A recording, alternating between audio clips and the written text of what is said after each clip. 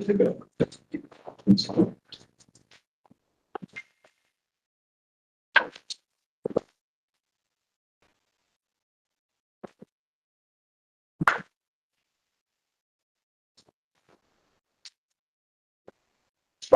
morning. Good morning. We can hear you loud and loud. Thank you.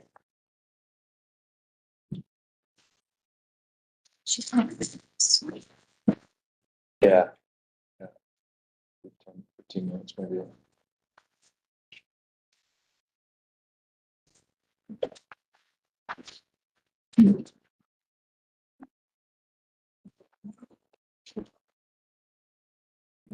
She's on her way physically. Yeah, she's on her way.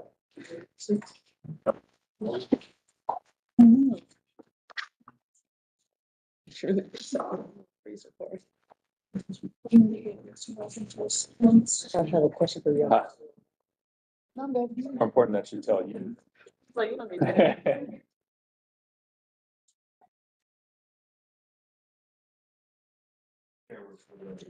Yeah. All right, good morning, everyone. Welcome to the September 15, 2023 meeting of the VRE Operations Board. The clerk will call the roll. Ms. Bagley? Here. Ms. Bailey? I'm sorry, I skipped the Pledge of Allegiance, which we should start with. Oh, we should.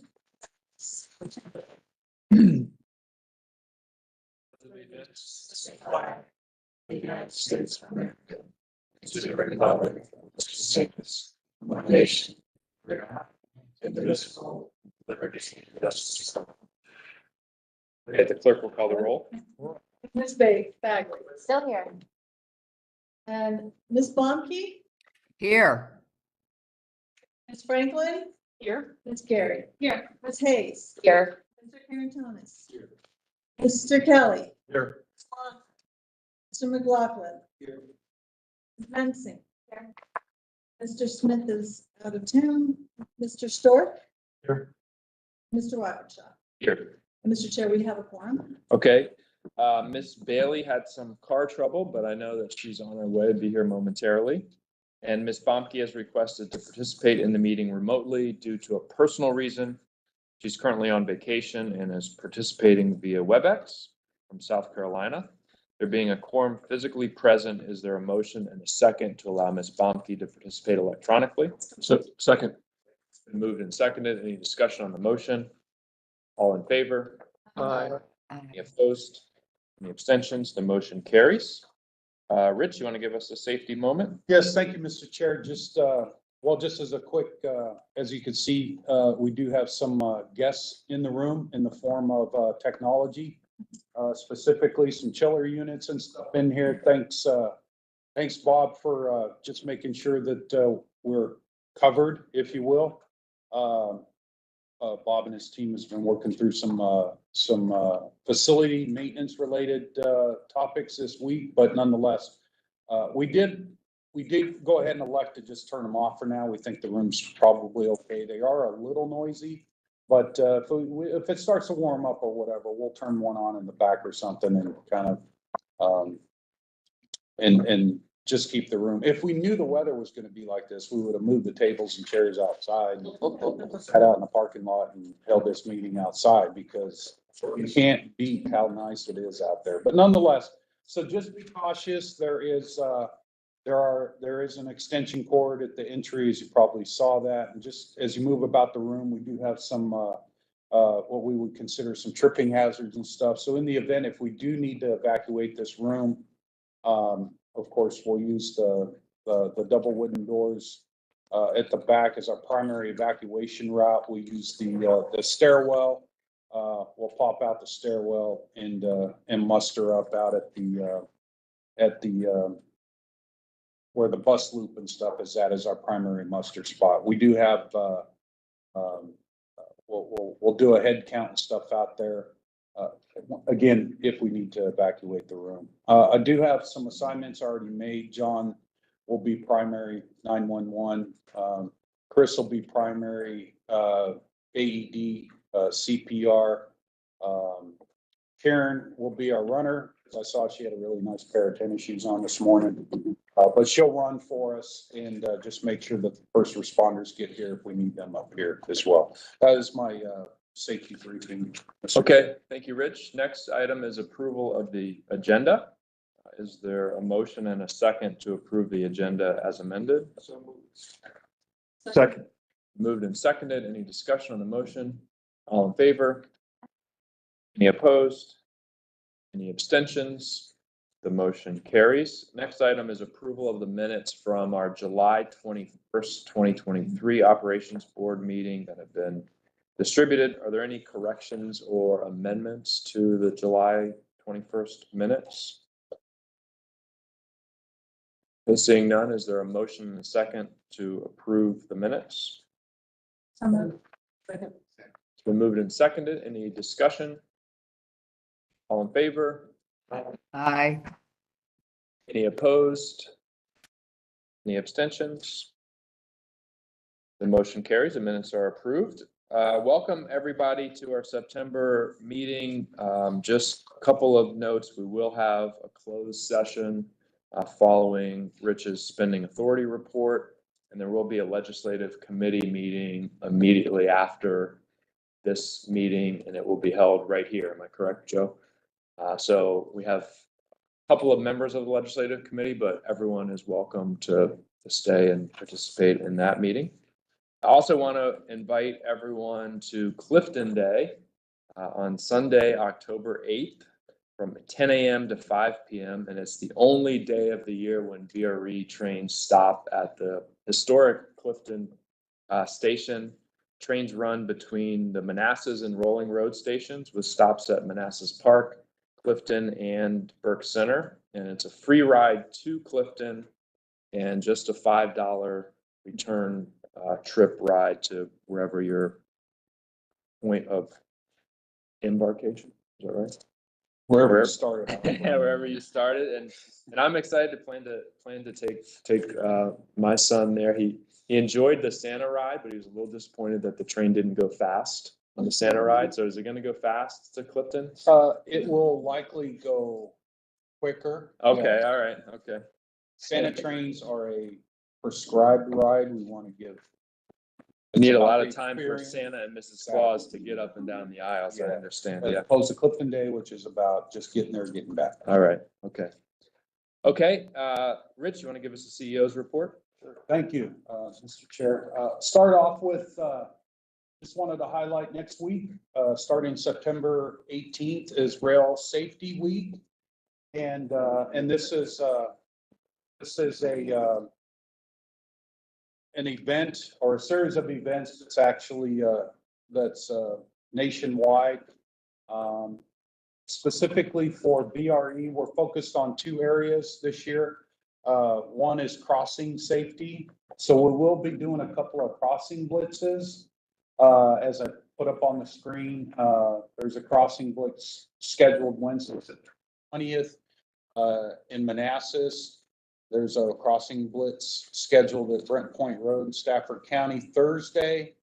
And then also Thursday, there's a crossing blitz scheduled on Lansdowne Road outside of Fredericksburg. I think that's officially in Spotsylvania County. But nonetheless, so for the crossing blitzes, if it's been a few years since we've actually done these, but for these crossing blitzes, we work closely with local law enforcement. And we coordinate, basically, we have people at the crossings, and particularly when a train is going by and the crossing gates are down and stuff, we do interact with people in their vehicles safely, of course, and just get the message out about safety on or around the track. So it's a good event. The other focus, the area we're focused on this year is reaching out through the regional libraries and with our partnership with Operation Lifesaver, we did have printed books, hardbound books. Our target is to get these books in 50 libraries in our region. And this book, what it doesn't show, there's actually a sticker that'll go on this that'll actually show that this came from VRE. And so we want to get the books out. These are used for the various library story times and stuff.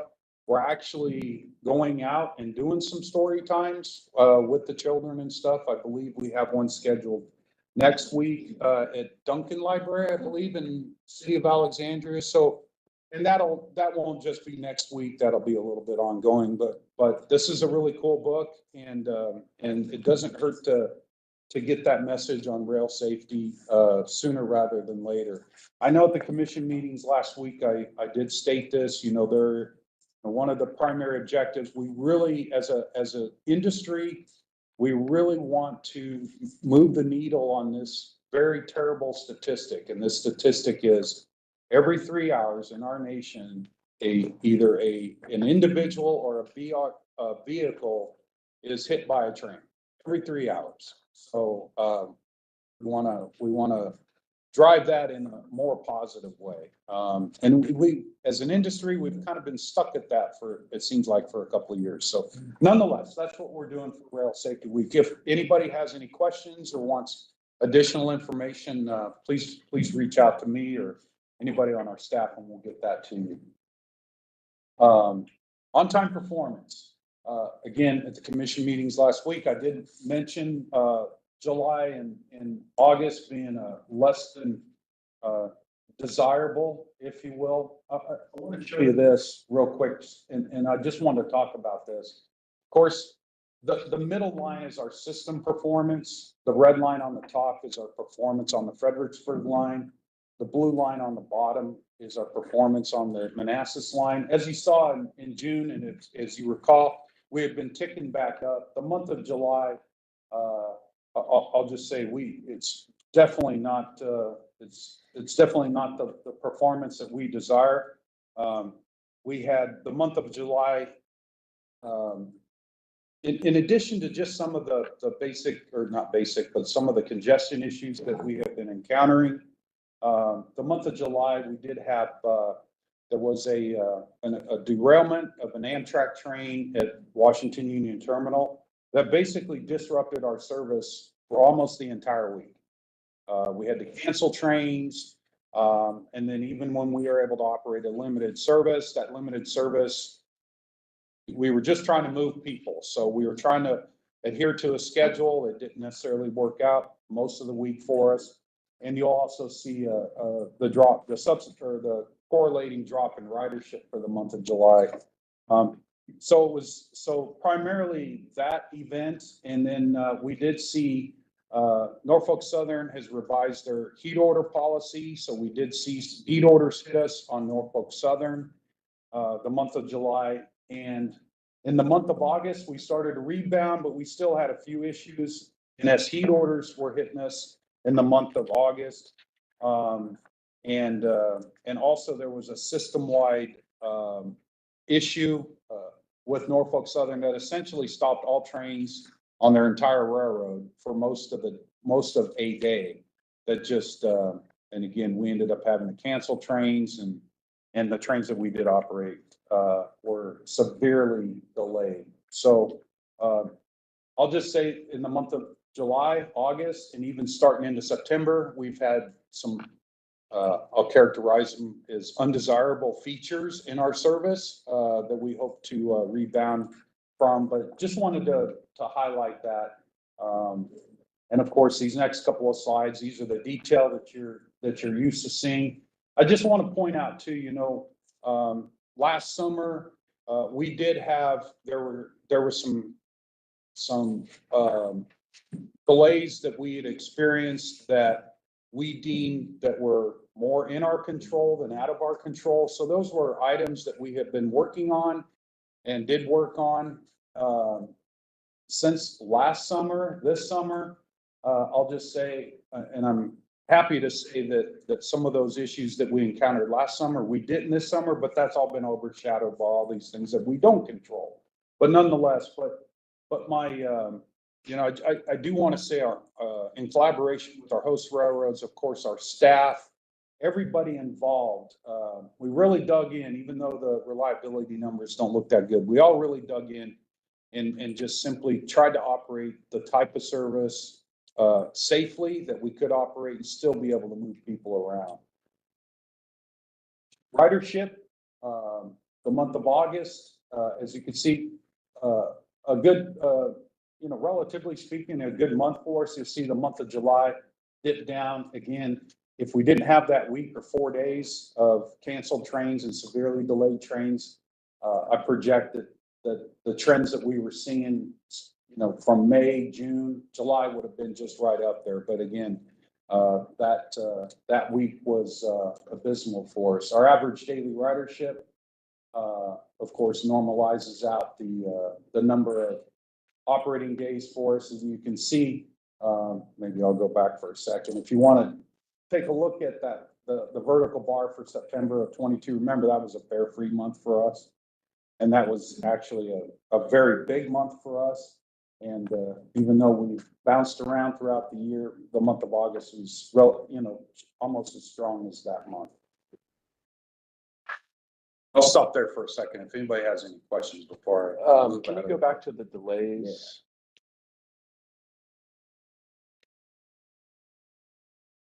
That And, one, or I'm wondering if you could just talk, because I think we all kind of understand the congestion issues, obviously the weather, heat order issues. Can you talk through the switch and signal issue category, sure, which also seems high over the summer? sure. And I'll just say it played in predominantly at Washington Union Terminal.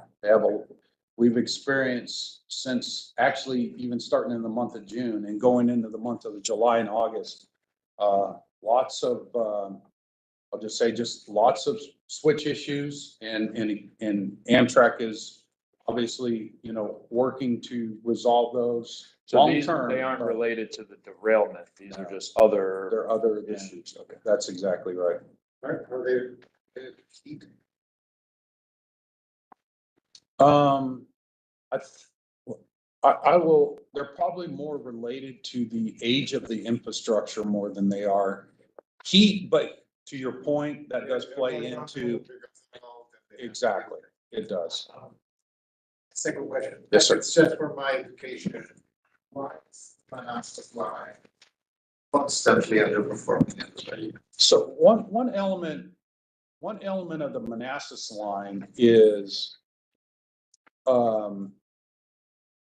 we utilize on the Manassas line,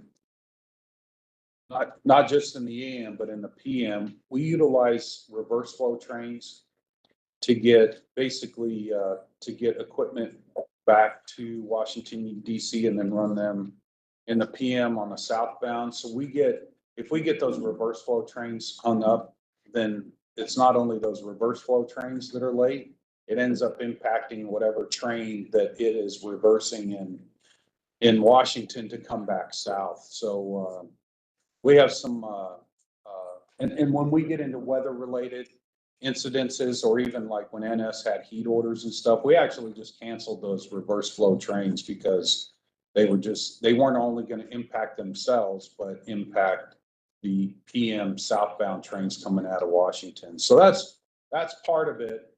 The other part of it is we predominantly have more weather. If there's a major weather related event that comes through the area, we simply have the possibility, or it's actually, we'll have more trees down on the Manassas line because the right of way is not necessarily as wide as the Fredericksburg line. So there's and I have to tell you, there's probably a little bit of bad luck involved in that as well.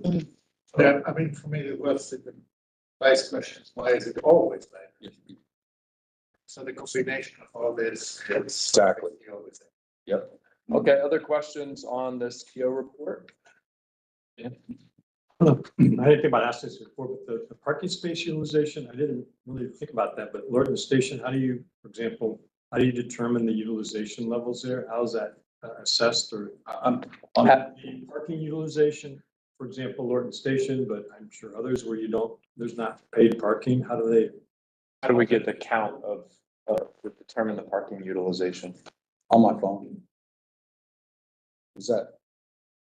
I can see parking on a I daily. meant in your report, you have a number in here. Where was that derived? Is there a daily count? Is there a weekly count? Is it an estimate? I mean, just some sense of how is that determined? Yeah, I believe there's a monthly snapshot taken to drive into the CEO report. So does someone physically go out and count the car? I think We he's asking, does we have someone a- count the cars? We have a counting system that we use. We have an automated system that we use For the vehicles? for the vehicles. So there's no entrance and there's nothing that counts them when you go into the lot itself. It's, there is actually parking counters that we utilize. And It's like a farmer's market that's used, it's parking's used for other purposes. I just wanted to get. we just look at it Monday through Friday. So if you're doing a farmer's market or something like that on the weekend, we don't necessarily look at it that way. Okay, other questions on the CEO report? Okay, Well, thank, not necessarily done. oh, I'm sorry, yeah, keep going, Rich. Figured there might be more questions about the Got it, reliability okay. and stuff. I did, and I'll be quick, but here's a couple of things. One thing that we did roll out, I briefed the board on is a series of how-to videos. And so we have several how-to videos on our YouTube channel. I'll just Connect with VRE for the latest news, alerts, and train status information.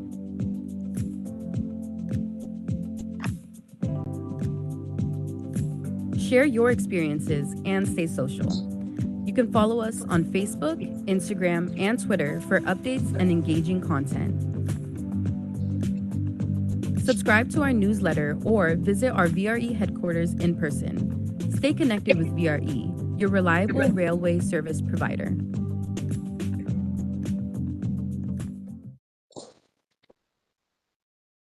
I know I pushed this out in a weekly report. There's a link and stuff in there. I will say that this was completely done in-house. Okay. That's it. The voice that you heard narrating is our marketing intern, Natalia. We did have help, a videographer that's helped us with some other things. But as you go through the series of video, you're likely to see the same people.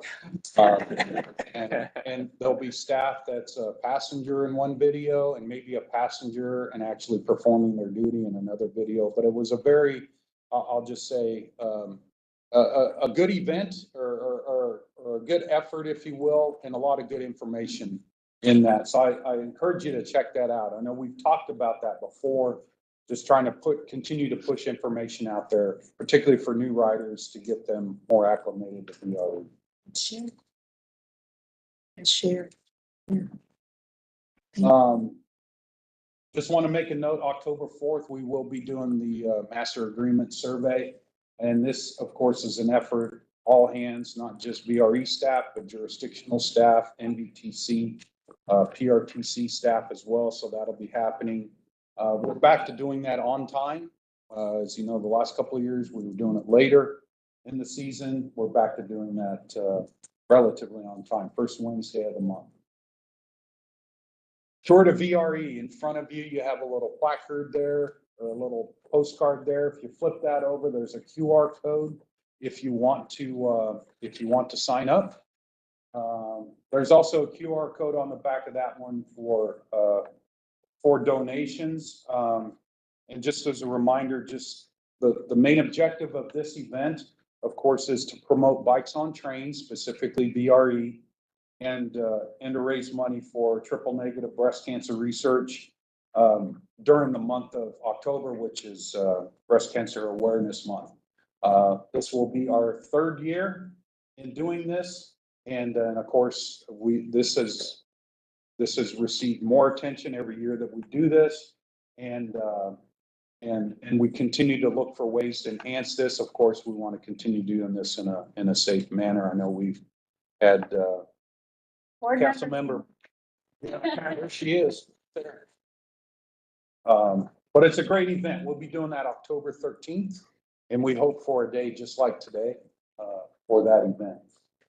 Also, and I believe finally, Mr. Chair, I do want to introduce a couple of new staff members first. I want to introduce, and if you wouldn't mind, Kenesha, if you wouldn't mind, don't hit your head on that monitor back there. You need to stand up.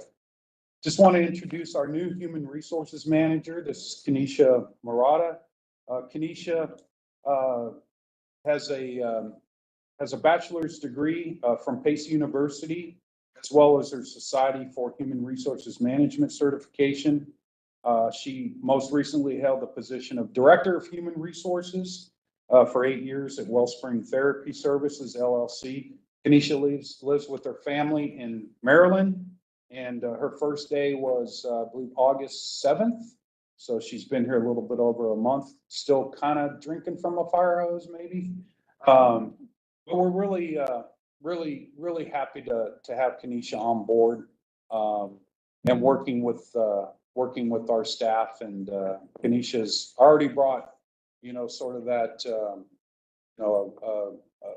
a unique perspective, if you will, on some potential opportunities for improvement, which is what we're constantly looking for, better our organization. So I did promise her that I wouldn't embarrass her by making her give a speech or anything, but so welcome aboard, Kenesha.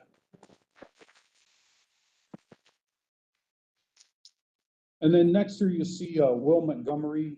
He's joined VRE as an intern in our planning group. Will just recently graduated from Virginia Tech.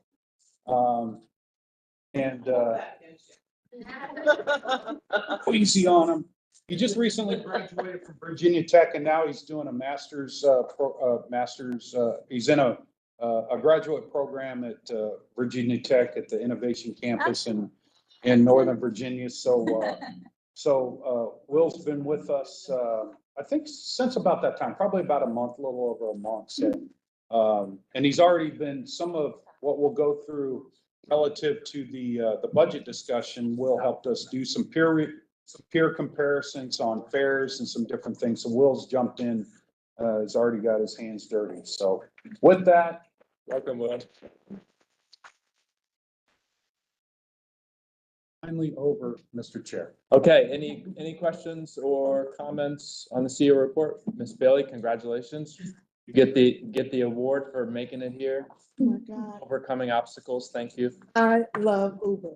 No, I just, thank you, Mr. Chairman, for your accommodating spirit as well. I just want, Rich, congratulate you on the marketing piece and how you're just keeping everything out there. And I was listening to Les when she said, let's share it. I mean, what we have to do here on the board is it's a lot, and especially even serving the community. So the communication and how we communicate in a variety of ways is absolutely shown in how, when you make these presentations. And I love this. Was this done in-house? Absolutely. Yeah, I love it. The little breast cancer emblem it's wonderful. So I just want to let you know, in the world that everybody is should be technical, but they're not. You do a great job with that. So thank you. Okay, anything else on the CEO report? All right, next item is public comment. Oh, I'm sorry. Sorry to interrupt you. Rich, I'm sure everybody is really troubled by the rate of rail accidents, 15 minutes. Every 15 minutes. Every 3 hours. Every 3 hours. Where should I Nationwide. get 15 minutes? Nationwide. Okay, maybe because I haven't had enough.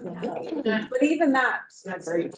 Absolutely. That is absolutely alarming. And I think it was a few months ago, we talked about a campaign about rail safety. And remind me, are we working with mental health organizations that are partnering with us as much as we can? One of the efforts that we did was, and this is again, in collaboration on more of a nationwide effort, is to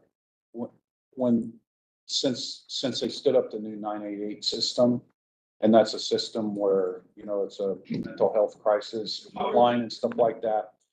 We took it a step further and actually posted signs at all of our stations.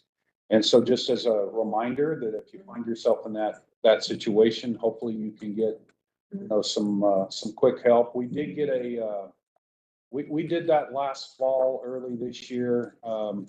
we did get a report back from the 988 people and not specifically from like at our stations or anything, but that they see some positive benefits from that. That's one thing that we're doing. Then, of course, So was everybody jolted by that? Mhm. Yeah. Wow. And you had probably shared that stat with us earlier this year. Are the Keolis employees and our employees trained in how to address Episode. somebody in a mental crisis? Is there any type, I don't expect them to be therapists, but is there any type of training that they receive? yeah, exactly. I mean, our onboard train conductors, that's more through their customer service training that they get, but how to de-escalate situations, how to, who to reach out to, how to reach out, how to at least be able to, mitigate potential issues that are on the train, if you will. Well, I'm also thinking of the platform. Well, the I mean, platform as well, platform yeah. is Probably the biggest area. Absolutely.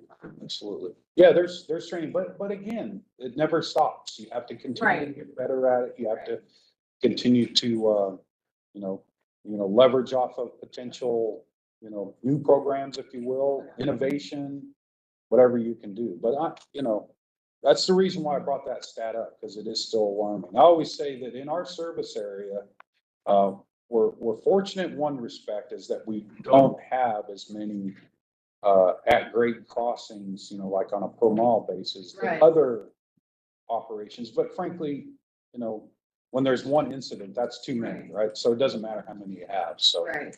but we're constantly talking about it. We're constantly looking for ways to do it at our level. I should have mentioned too that these grade crossing blitzes, we do these in conjunction with our host railroads. I gave a shout out to the local law enforcement, but it's really all you have to do is roll up on one of those once and see the aftermath of an event like that.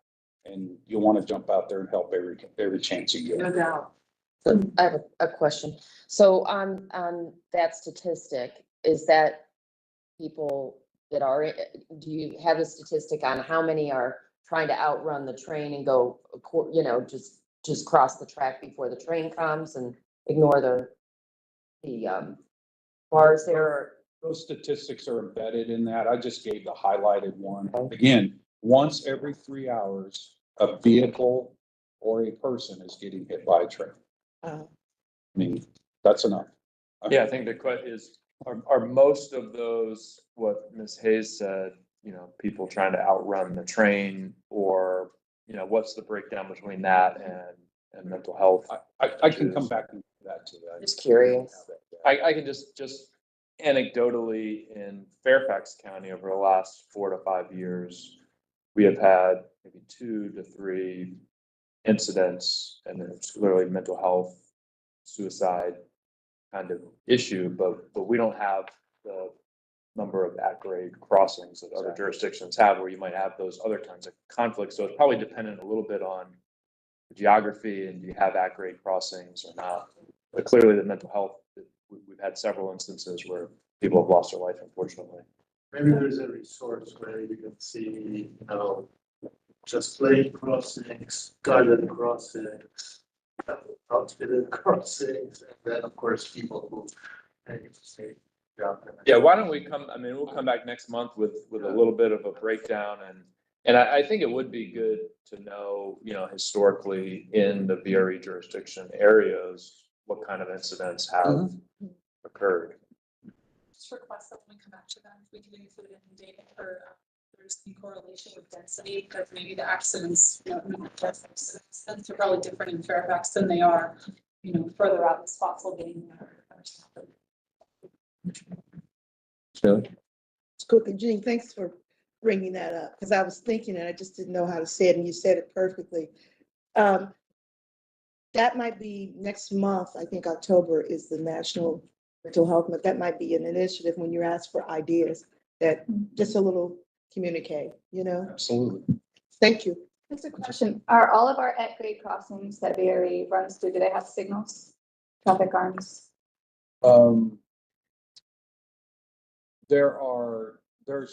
There's still a couple of private crossings. Okay. Say on the CSX side, on the Fredericksburg line. I don't think there's any private crossings on the Manassas line, at least within that area that we operate. I think further south, you know, west of Manassas there are, but, Not where you are. Okay, let's go ahead and move on to public comment. VRE accepts public comments both in person and electronically via the VRE website.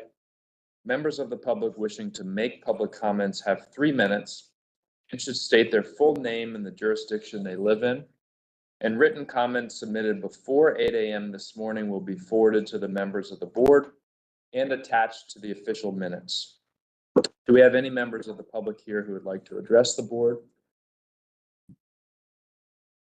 Seeing none, Madam Clerk, do we have any electronically submitted comments? We have not received any written comments. Okay, moving on to the action items. Action item 9A is an authorization to issue a request for proposals for construction management services for the Alexandria Station improvement projects. Rich, can you introduce the item? yeah, thank you, Mr. Chair. Just as the chair stated, this is the part in the process where we're seeking authorization. As you recall, any request for proposal that's over $1 million needs to come to this operations board. So this is anticipated to be over $1 million.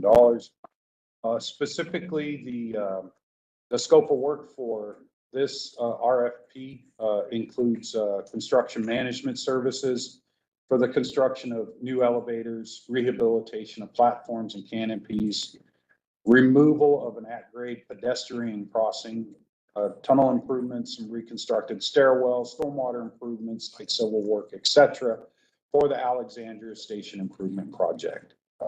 That's my summary.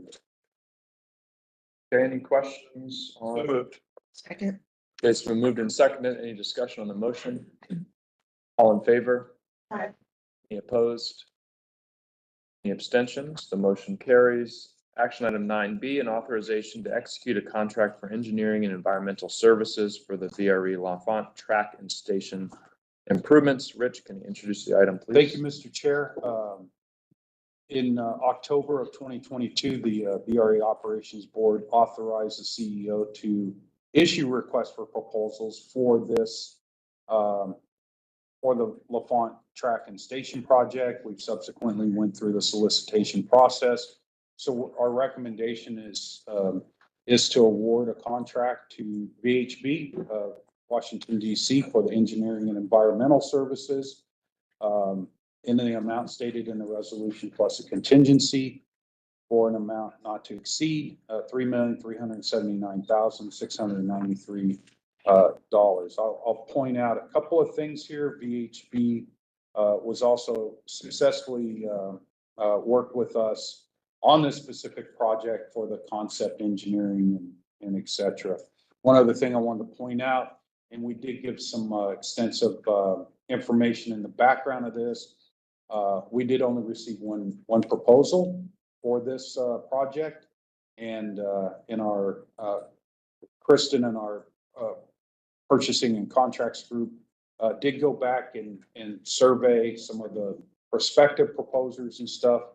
And I just wanted to point out that this is through the solicitation process. This is probably the first time in the last couple of years that we've actually heard directly from proposers doing this type of work, that they were concerned with the limitations of resources and being spread too thin, et cetera, et cetera. But limitations of their resources. Of their resources, yes. But to their credit, obviously, they did not want to propose on a project for VRE. Some of these consultant teams are already doing work for VRE, so they didn't want to spread those resources out too thin. So again, we did get some good feedback from them, but I did want to point that out simply because we did receive only one proposer. That's my summary, Mr. Chair. Mr. McGuire. Just want to make a comment. I want to note that VHB had been doing work for the state on Long Ridge. And that team is coming off Long Ridge, 30%, they did 30% of the stuff. Is that project moving to final design and construction? I think you'll be getting some of the same over that I've worked at Long Ridge, and it's a great team. So we're very happy with the work that VHB has done. This project will need to be coordinated with Long Ridge, and the Long Ridge extent, actually, it's more just to bring it public, and it goes up to Joe Point LE, which stands for Long Point. It needs to be coordinated, so we're also very happy with this selection. And they should have enough bandwidth because they are coming off. It's a good result. But, you know, I guess a question here, Rich, is this kind of a canary in coal mine in terms of, given the volume of TRB work that's gonna occur over the next 5 years, 10 years? Are we gonna face this issue or more, or will these, the folks who are engaged in this kind of work recognize that there's gonna be more opportunity to expand their capacity? Yeah, I think, well, it's, like I said, this was the first formal indication that we have of it, so it's something that we need to be aware of. Whether or not the different consulting teams are, you know, trying to pull in more resources to this region, not just because of TRB, but other types of projects going on in the region. We're just gonna have to, you know, we're gonna have to stay a little bit more focused on this as we continue to go and you know, pursue these various expansion plans, not just VRE, of course, but in coordination with the states. Okay, any other questions on 9B? Okay, is there a motion? Move, Mr. Chair. Moved and seconded. Any discussion on the motion? All in favor? Opposed? Any abstentions? The motion carries. Action item 9C is an authorization to execute a sole source contract for locomotive HVAC replacements. Rich, can you introduce the item? Thank you, Mr. Chair. Seek an authorization to execute a sole source contract with Wabtec Components LLC, also known as Motive Equipment Inc., for the replacement of HVAC, heating, ventilation, and air conditioning units in the amount stated in resolution, plus a contingency for a total amount not to exceed $509,625. Just simply put, this is a part of our life cycle maintenance program, and the current HVAC units that are installed in our locomotives are nearing the end of their useful life. Did give you a little bit of background. The reason for the sole source is obviously this is very unique to not just a VRE locomotive, but an MP36 locomotive, which is the model number. We did do some research. We had a mechanical engineering consultant team do some research on what it would take to potentially, you know, redo some designs or just redo some configurations to where potentially other vendors or suppliers could participate in a solicitation, and just came to the conclusion that that was cost prohibitive. And so we would be purchasing these HVAC units essentially from the OEM of the locomotive. That's my summary, Mr. Chair. And what a situation we have here talking about HVACs. Okay, any questions on the item? Is there a motion? Second. Moved and seconded. Any discussion on the motion? All in favor? Aye. Any opposed? Any abstentions? The motion carries. Okay, 9D is referral of the preliminary FY25 budget to the commissions and authorization for public hearings on the proposed fare changes. And before Rich introduces the item, I'll just say, I think this is a really exciting day for VRE in taking our first formal step to the beginning of Saturday service. And this isn't the last conversation we'll have on the FY 2025 budget, but it's the first formal conversation and vote that we'll take on what I think has been the board's enthusiasm for implementing Saturday service. So with that, Rich, you want to introduce the item? Thank you, Mr. Chair. So let me just state, obviously this is our preliminary budget. So what we're here to do is to present that to you. The what we're asking the operations board to do is authorize us to submit to the commissions, again, still in the form of a preliminary budget. And so then the commissions can distribute to the respective jurisdictions, and that's the formality of it. And then we, in parallel, continue to work through this process. We get jurisdictional input, we get obviously input today, and input from the commissions. We will continue to come back each month, giving you some updates, some additional information, and at the commission level as well. And then we'll come back with what we believe is is a work product from all those different discussions for a formal adoption in December, that then will subsequently go to the commissions in January. So just kind of keep that in mind as we go through this. And Mark and Alex will get into some things, they'll highlight some things that we're still working in parallel, if you will, with this process. So with that, Mark, jump on in there. You got enough water back there? Good, yes. Good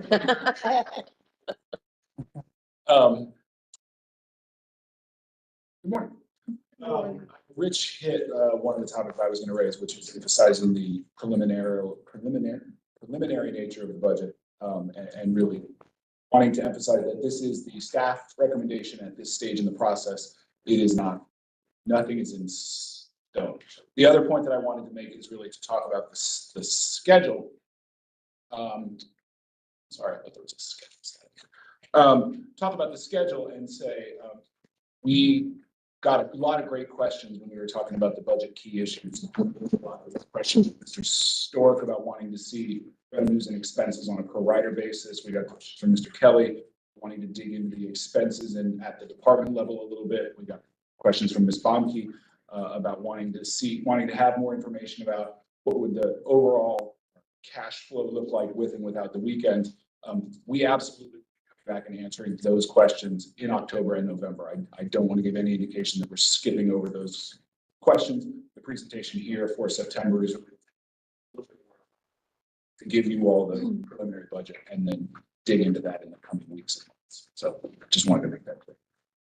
We're really going to be presenting things today in sort of three buckets. The first is changes to our service, particularly the weekend, but also some other changes that we're looking at in the near term. Bucket number two is the proposals that we have in there for changing the fares. And then the third bucket is really all those other things that go into how do we ultimately end up at the end of the process having a balanced budget. I will be presenting on the service and the changes to the fares, and then Alex Buchanan, who's our budget manager, will talk about that third bucket. And then I'll come back at the very end. We'll talk about how all of these things play into using the pandemic relief money, and then we can dig into all the questions that you may have. But of course, if you have questions as we go along, please. I think we heard really that improving our service, finding new markets is really something that we need to do. We're really trying to thread it. Go back from the losses that we had in the pandemic, but we're also trying to explore these new markets, deal with the new world, that we're in. I think it's important to remember that when TRV was announced, late 2019, and when the initial commitments were made there as part of TRV, it was a little bit of a different world. And, we have a partnership with VRE, we have a partnership with the host railroads. We're not going to force the introduction of stuff that we originally committed to that maybe doesn't make sense now. What we've heard from those partners is they are willing to talk about approaching things in a different way, changing the order of things that we bring in, trying new things, and so we really want to take advantage. And what we heard in the discussion with you all and with the commissions is the support for dipping our toe into that weekend market. You'll hear it emphasized a couple times here. This is a real proposal, but it is not at the point where we can say definitely that it is going to happen. All of the changes that we are talking about are subject to the approval of the host railroads and of other key stakeholders that VRE has. We are still in the middle of those discussions.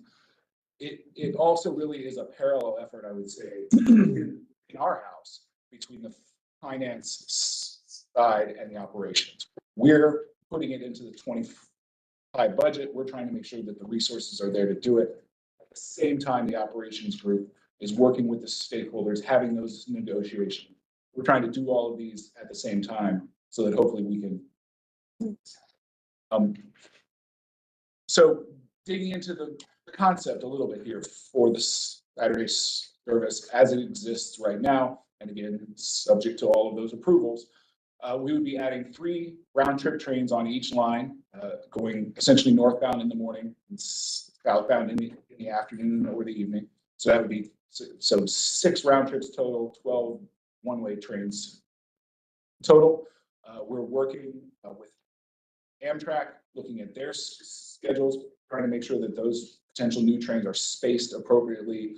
We were talking about the importance of Amtrak before, how much growth they've seen in their ridership on the weekend. We want this to be a service that's complementary to what is already out there, gives riders the most options that they have. If you compare it to how much service we're running right now, it would be a total increase in service measured by train miles of about 8%. So I would say that qualifies as dipping your toe in, I think. The question then is, how would we deliver something like this in a cost-effective way? And there's really a spectrum of costs that it takes to add service like this. On one end is something like diesel or the access fees that we pay to the host. You add 8% train miles, you're going to add about 8% diesel, about 8%, track access fees. On the other end is things like me. You don't need 8% more of me to run this service. What's in the middle really is the staffing of the trains. And so that's what Rich and his team have been working on.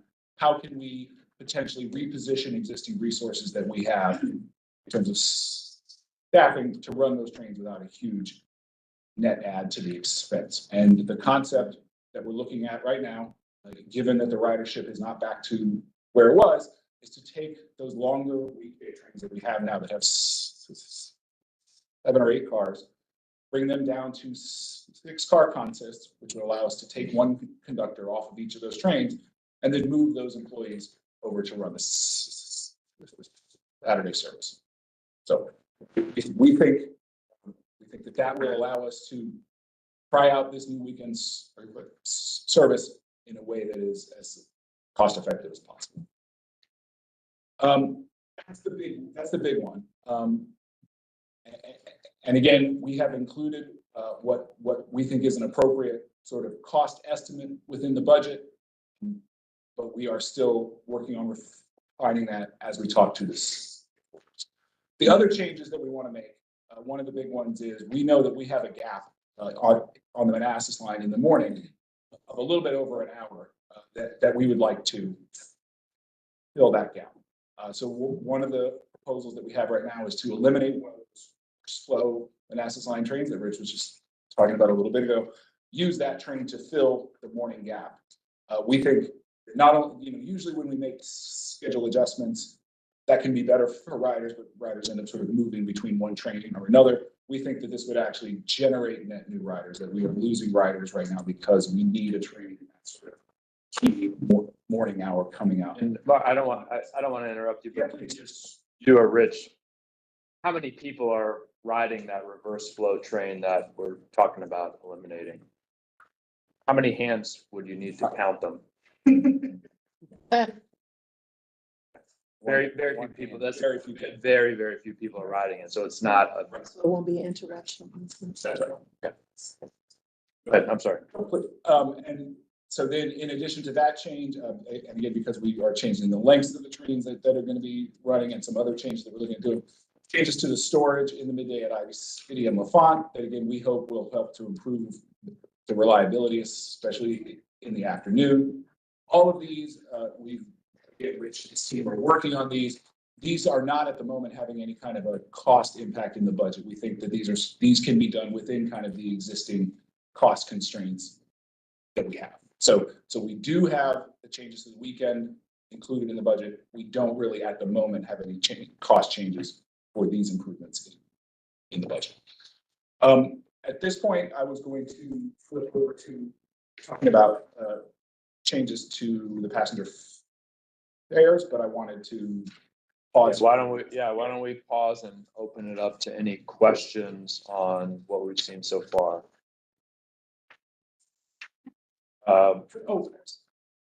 Bagley and then Mr. Bailey. Thank you. If we could just flip back to the Saturday tab real quick. I'm just curious, doing, essentially mimicking the north-south of the weekday. Was there, what context or thought was sort of given into that? And was there any thought to doing the other direction, like people in DC who might want to go down to Fredericksburg for the day? Or and I appreciate this is an 8% toe in the water. I'm just curious, like, was there discussion or consideration of the direction being something different than our typical commuting style?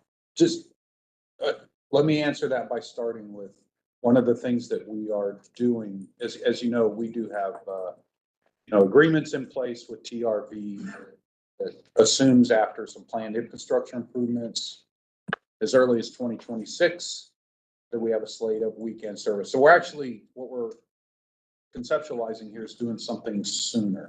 So we are even more limited, if you will. So what the concept at this point right now is still just as a north in the morning or north, not necessarily a reverse flow concept. Again, we have that laid out, and based on our further discussion today, we'll take the next step or we won't, if that's the will of the board, and basically utilize that template to squeeze in what we're trying to do, considering the fact that we not at the point where we collectively have met the planned infrastructure improvement commitments with TRV. So.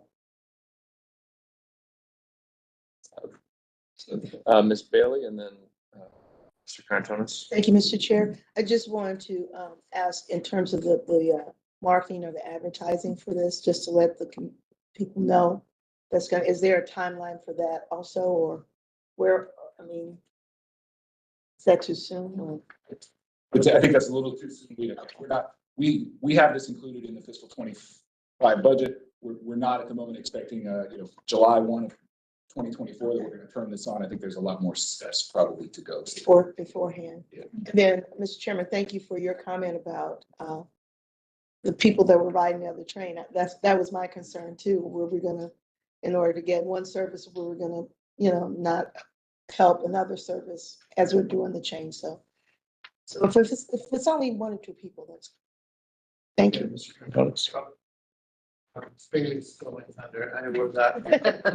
Sorry. Three services. It's basically a concept of, a proof of concept type of operation here. And I believe that sport supports this initiative. So we are eager to see some proactive pushing it forward so that we can see the signal. And we also understand that in 35, the reminder of pandemic relief money will be, ending. And so that maybe before them to be able to let the concept of this language. Mark, yeah. Yeah, just want to add one thing that I neglected. Mr. Stork had asked a question at the previous meeting about peer agencies and how any of them had sort of made this decision. And there's unfortunately not a ton out there. A lot of the legacy commuter rail operators already had weekend service. A lot of our sort of peer new start providers had weekend service sort of baked in as part of their original plan. Denver being a good example. When they inaugurated the A1 service, it originally was just on the weekdays, but within about a year or a year and a half, they had started up the weekend service. I would say for a provider of our size, at least in terms of our weekday size, we are one of the only ones that currently doesn't have weekend service. I would say the provider in Seattle is really the only other one who's kind of like us. There are a couple other providers that do just have Saturday service, Dallas and in Salt Lake. I think one of those is probably cultural decision, and one of those is probably an economic decision. So I think, you know, I think we have a very cooperative relationship right now with our host railroads, but, you know, Rich can speak to this, being here longer than me, that there was a time where even having this discussion with them was not going to happen, you know, that they were not interested. So I think that's part of the reason maybe why we're only having this discussion now and not, you know, not 10 years ago. So I don't have a good quantitative answer to you, but that's what we discovered in sort of looking at that. Okay, Mr. Stewart? Just on another point, I don't know the slide number, but it's the additional service improvements. And it's the third one. I didn't really understand. Maybe you can explain. Effective within existing constraints, total cost impact. Are you just, point is that this is just a more efficient way of, so if you're changing these services, it's just a more efficient way of doing this? I just want to be sure I understood that.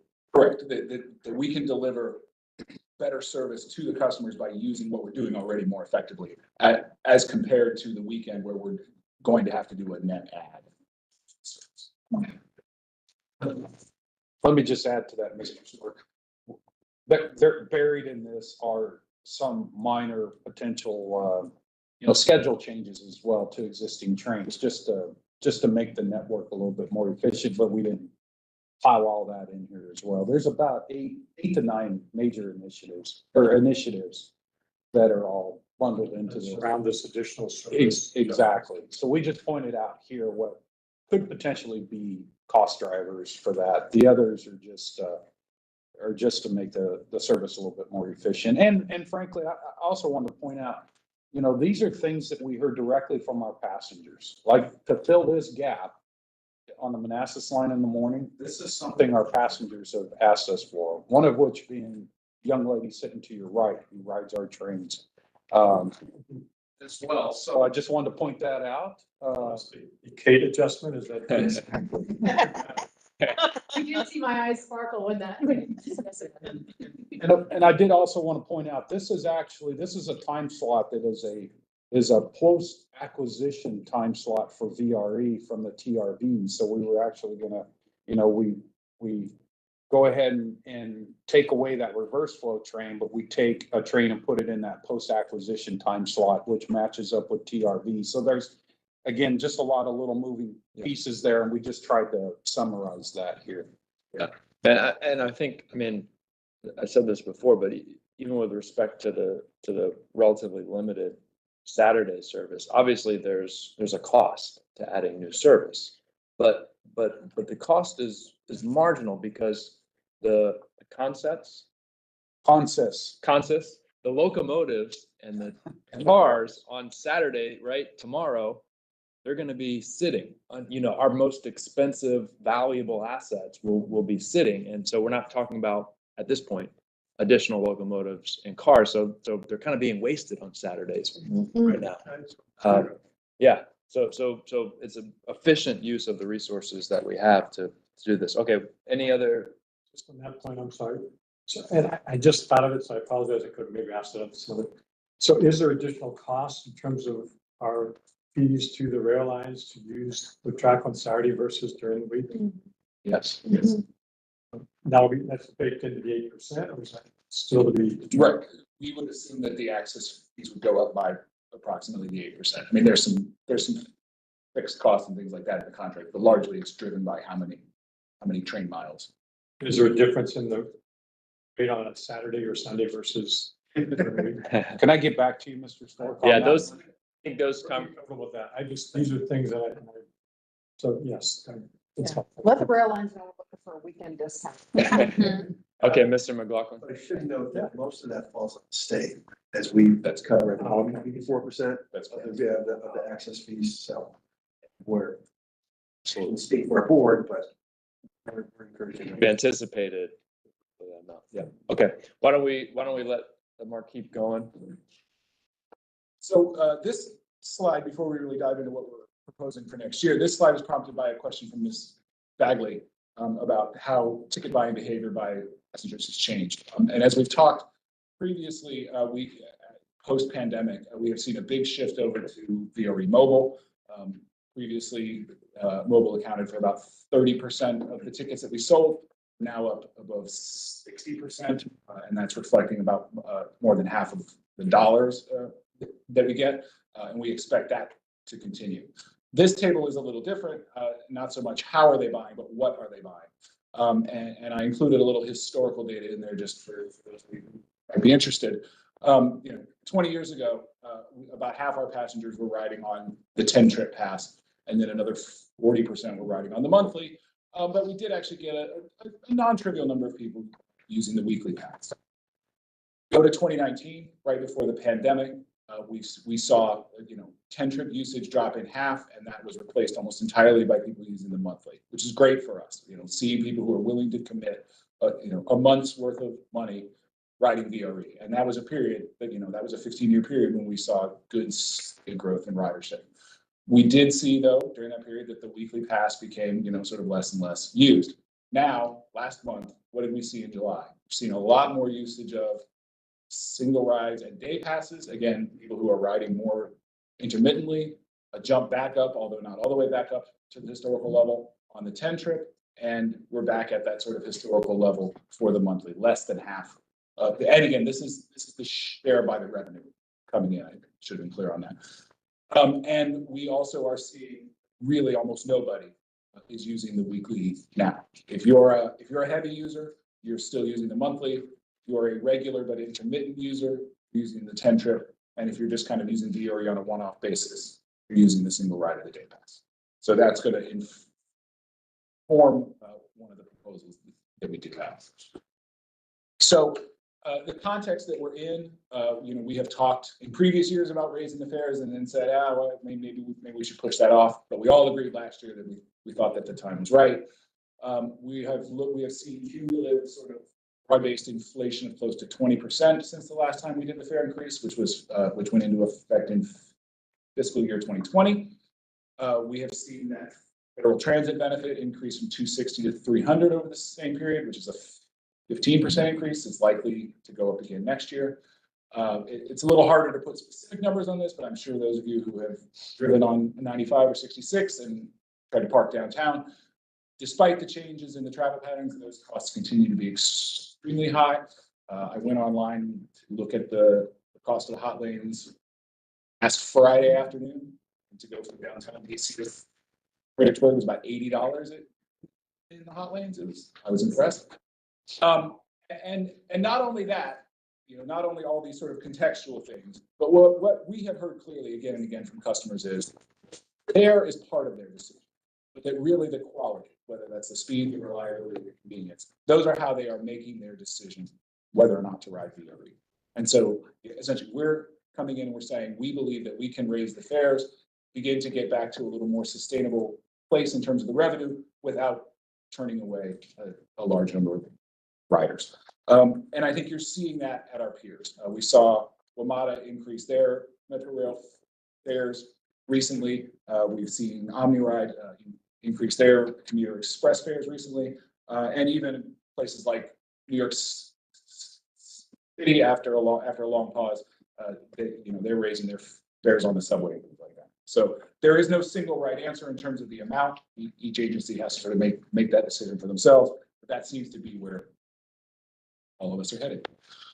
So we'll note that part of the specific request to the operations board today is not just to refer the budget to the commissions, but also to authorize Rich to authorize the staff to hold public hearings related to the fare changes, which we have to do in accordance with our public participation plan, which keeps us in accordance with all the regulations that the FPA has. So if we get that okay from you all today, we will go out to the public probably at the beginning of next week, do the notification that we have to do to tell them that this public participation process is coming.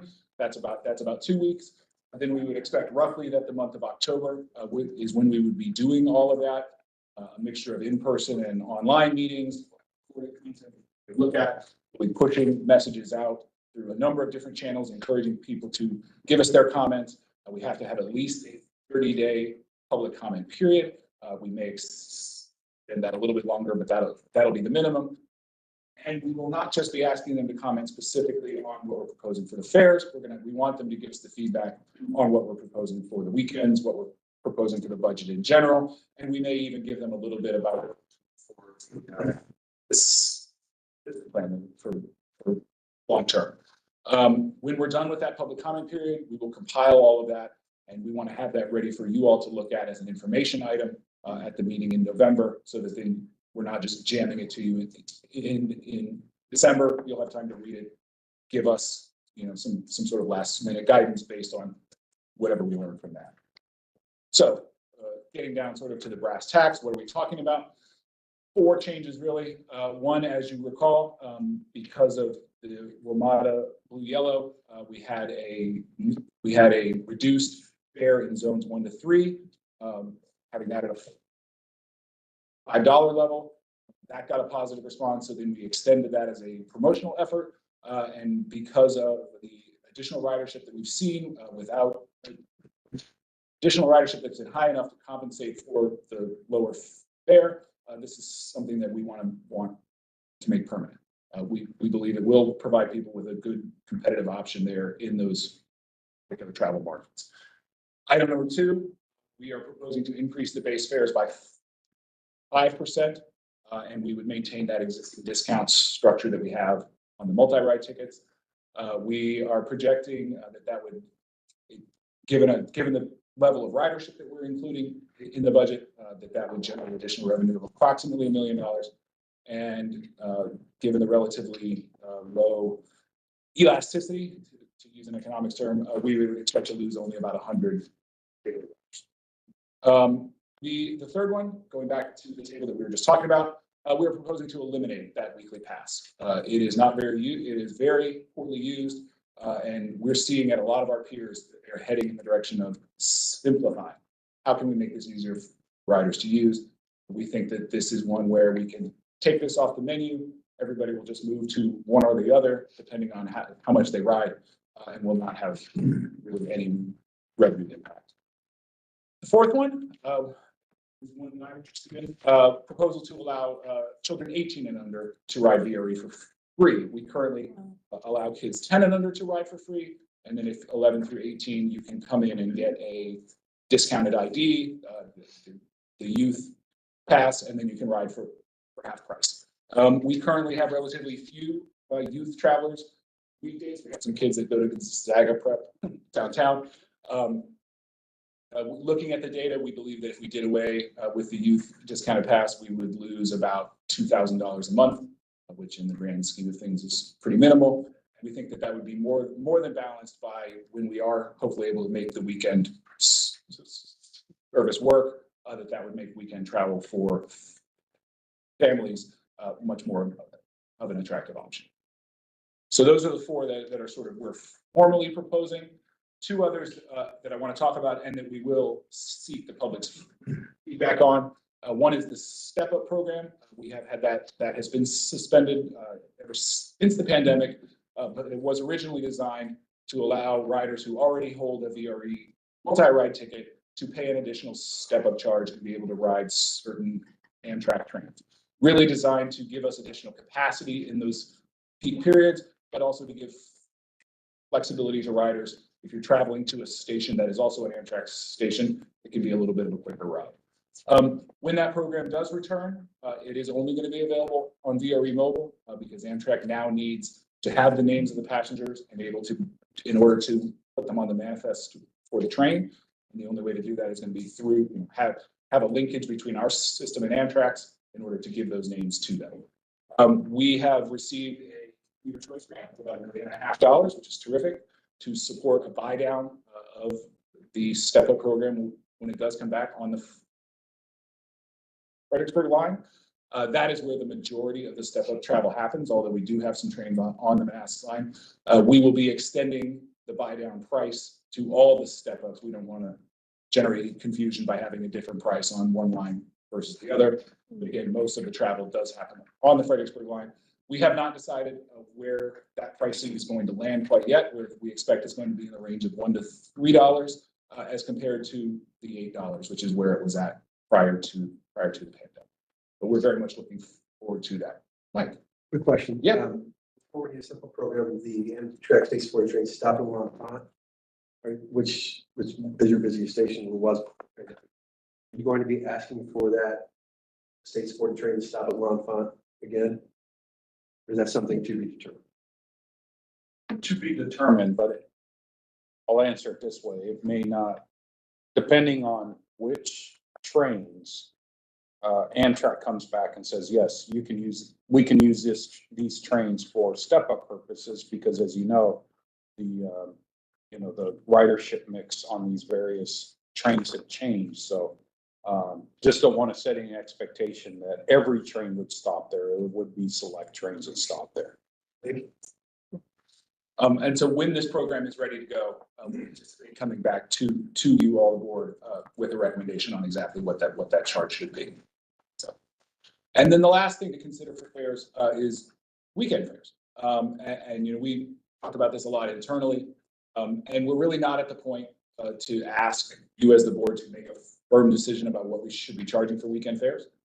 Right, we have some time. We don't need to make that decision right now. Right now, in the budget, we are assuming that the adult fares on the weekends will be the same as the weekdays, but we are continuing to evaluate that. We expect that when the service is kicked off, that there will be some sort of promotional type of fare to encourage people to come and ride it. And when you look at our peers, again, it's helpful to not reinvent the wheel if you don't have to. There's not a clear answer here. You see a lot of different. Nobody really is charging for weekends as a premium. The exception to that might be where some agencies have special trains going to sporting events or other major events like that. But just for running regular weekend type of service, you see either agencies that charge the same, agencies that charge a discount, agencies that maybe have a distance-based fare on weekdays, but they move to a flat fare on the weekends. Maybe they offer sort of weekend day passes that are sort of different from the weekday passes. A lot of options out there. So I want to encourage your guidance to us either today or in the future. We also want to get the public to respond to that as well. If they can offer us their thoughts on what kind of a price would make them say, oh yeah, VRE is the way I want to go downtown now rather than drive. That's the kind of input that we want. So. Okay, So we're done with fares. So okay, so let's pause there. I've seen a few hands. Let me start with Ms. Bagley. Thank you. Mark, thank you for including the ticket buying behavior chart. It was useful to me. I'm glad I asked, and I'm curious if the monthly remaining high is also where we see most of the transit benefits. Like that consumer is someone who's basically having their monthly pass paid for by their transit benefits, whereas the daily and the 10 trips are more cash based or purchases. yeah, I think that's true. I think what you saw was a lot of people went away from the office entirely, and now some of them are back. And in that break, I think some of them reevaluated their purchasing. Like they were just doing the monthly before, and then they came back and they said, oh, I'm only going to work 2 days a week now. Really, the 10 trip is more appropriate. Some of that was being driven just by their own recognition of situation. Some of that is being driven by their benefits administrators who are saying, nope, you're only 2 days a week. You don't need a monthly pass. But I do think, yes, that the monthlies are particularly have that transit benefit level of support. Yes. I think it's just useful as we're slimming down the options, to appreciate why there's still so much benefit in that and trying to encourage more companies to sign up for transit benefits and to offer it. Because for us, that turns into more monthly purchases if I connect it up that way. And then to switch gears, but on a public engagement. Can I just, sorry. I had a question on that point Yeah. before you switch gears. So on the monthly pass, I mean, obviously it's very valuable for us when someone purchases that monthly pass, maybe more valuable today than it was pre-pandemic. A, we get the guaranteed revenue, and B, it creates kind of, now I've paid for the pass, maybe I'll go into the office 4 days instead of 2 days or 3 days instead of 2 days. And right now, I think the discount for the monthly pass is 34% discount. I assume that that was a discount if you were to ride 5 days a week. That's correct. As a comparator. You know, have we looked at the numbers?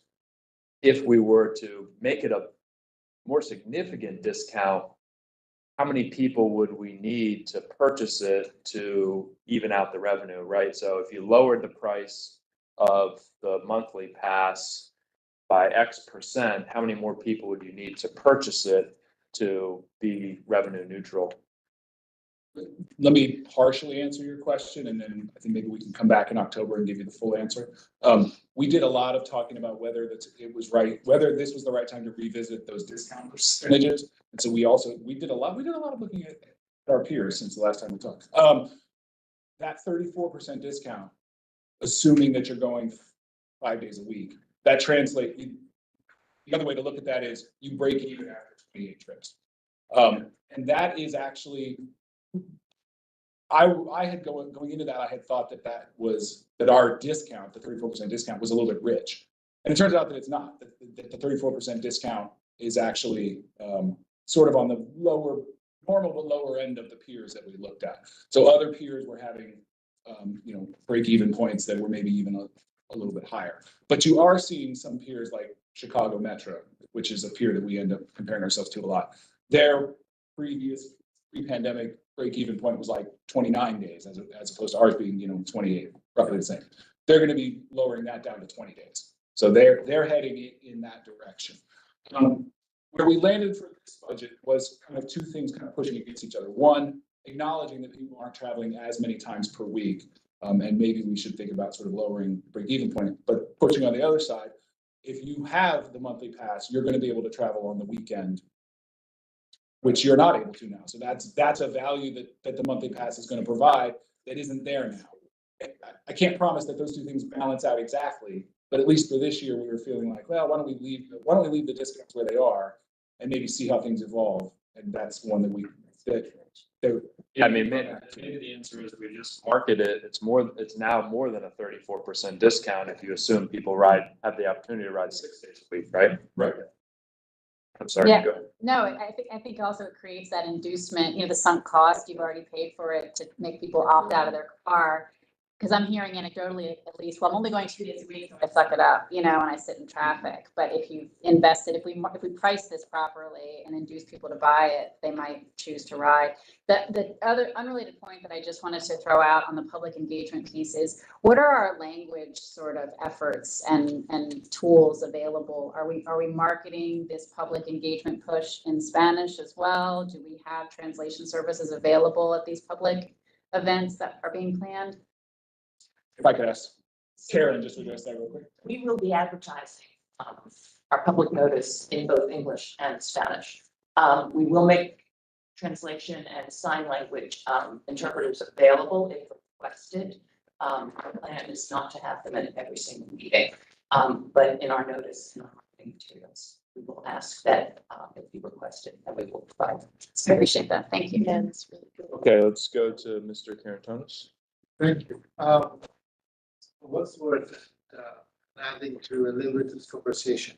I definitely see that, after the pandemic, people are dropping their, the weekly doesn't make any sense anymore. And probably even in the monthly, there is a ceiling somewhere because we had a long conversation about telecommunications.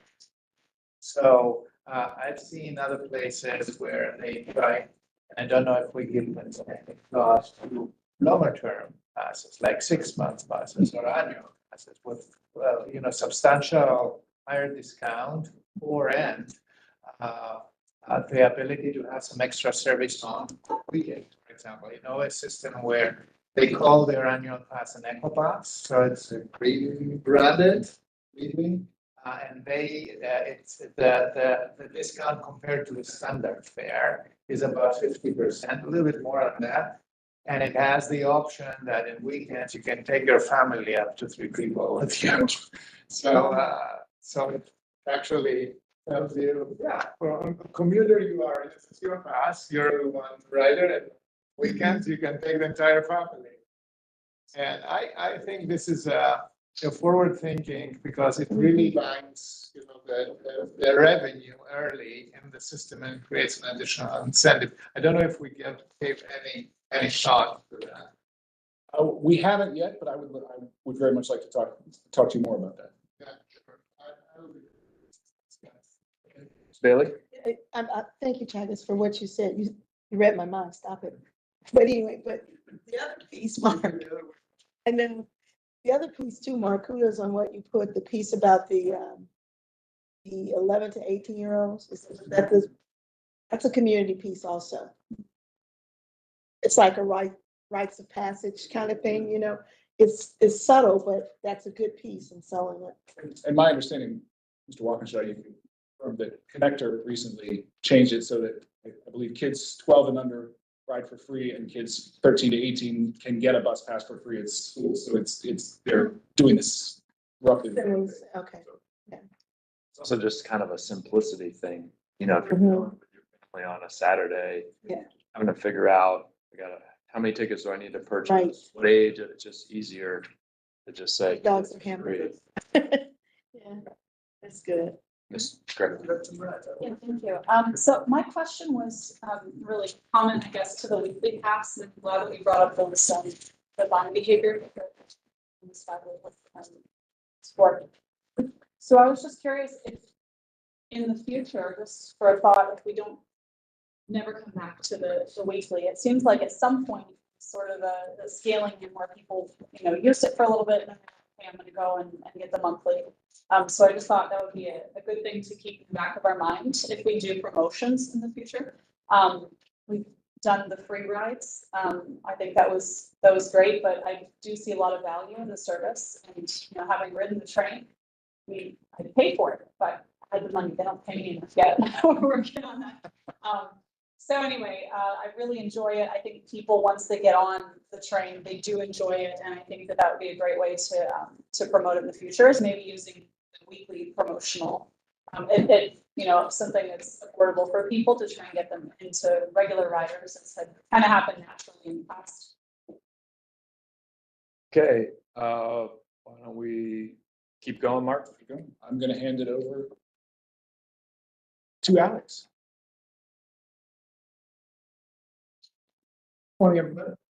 Excuse me, this is Supervisor Bomke. Numbers. Ms. Bond. Ms. Bomke. Okay, go ahead, Ms. Bomke. I'm sorry, I did put my hand up on the computer, but I guess no one saw it, but not a problem at all. I am very excited about the weekend service and how we can take advantage of, from a marketing standpoint, bringing people north and south on the weekends.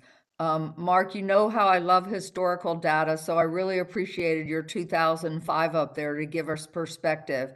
And I appreciated all of your conversation about the monthly pass, et cetera.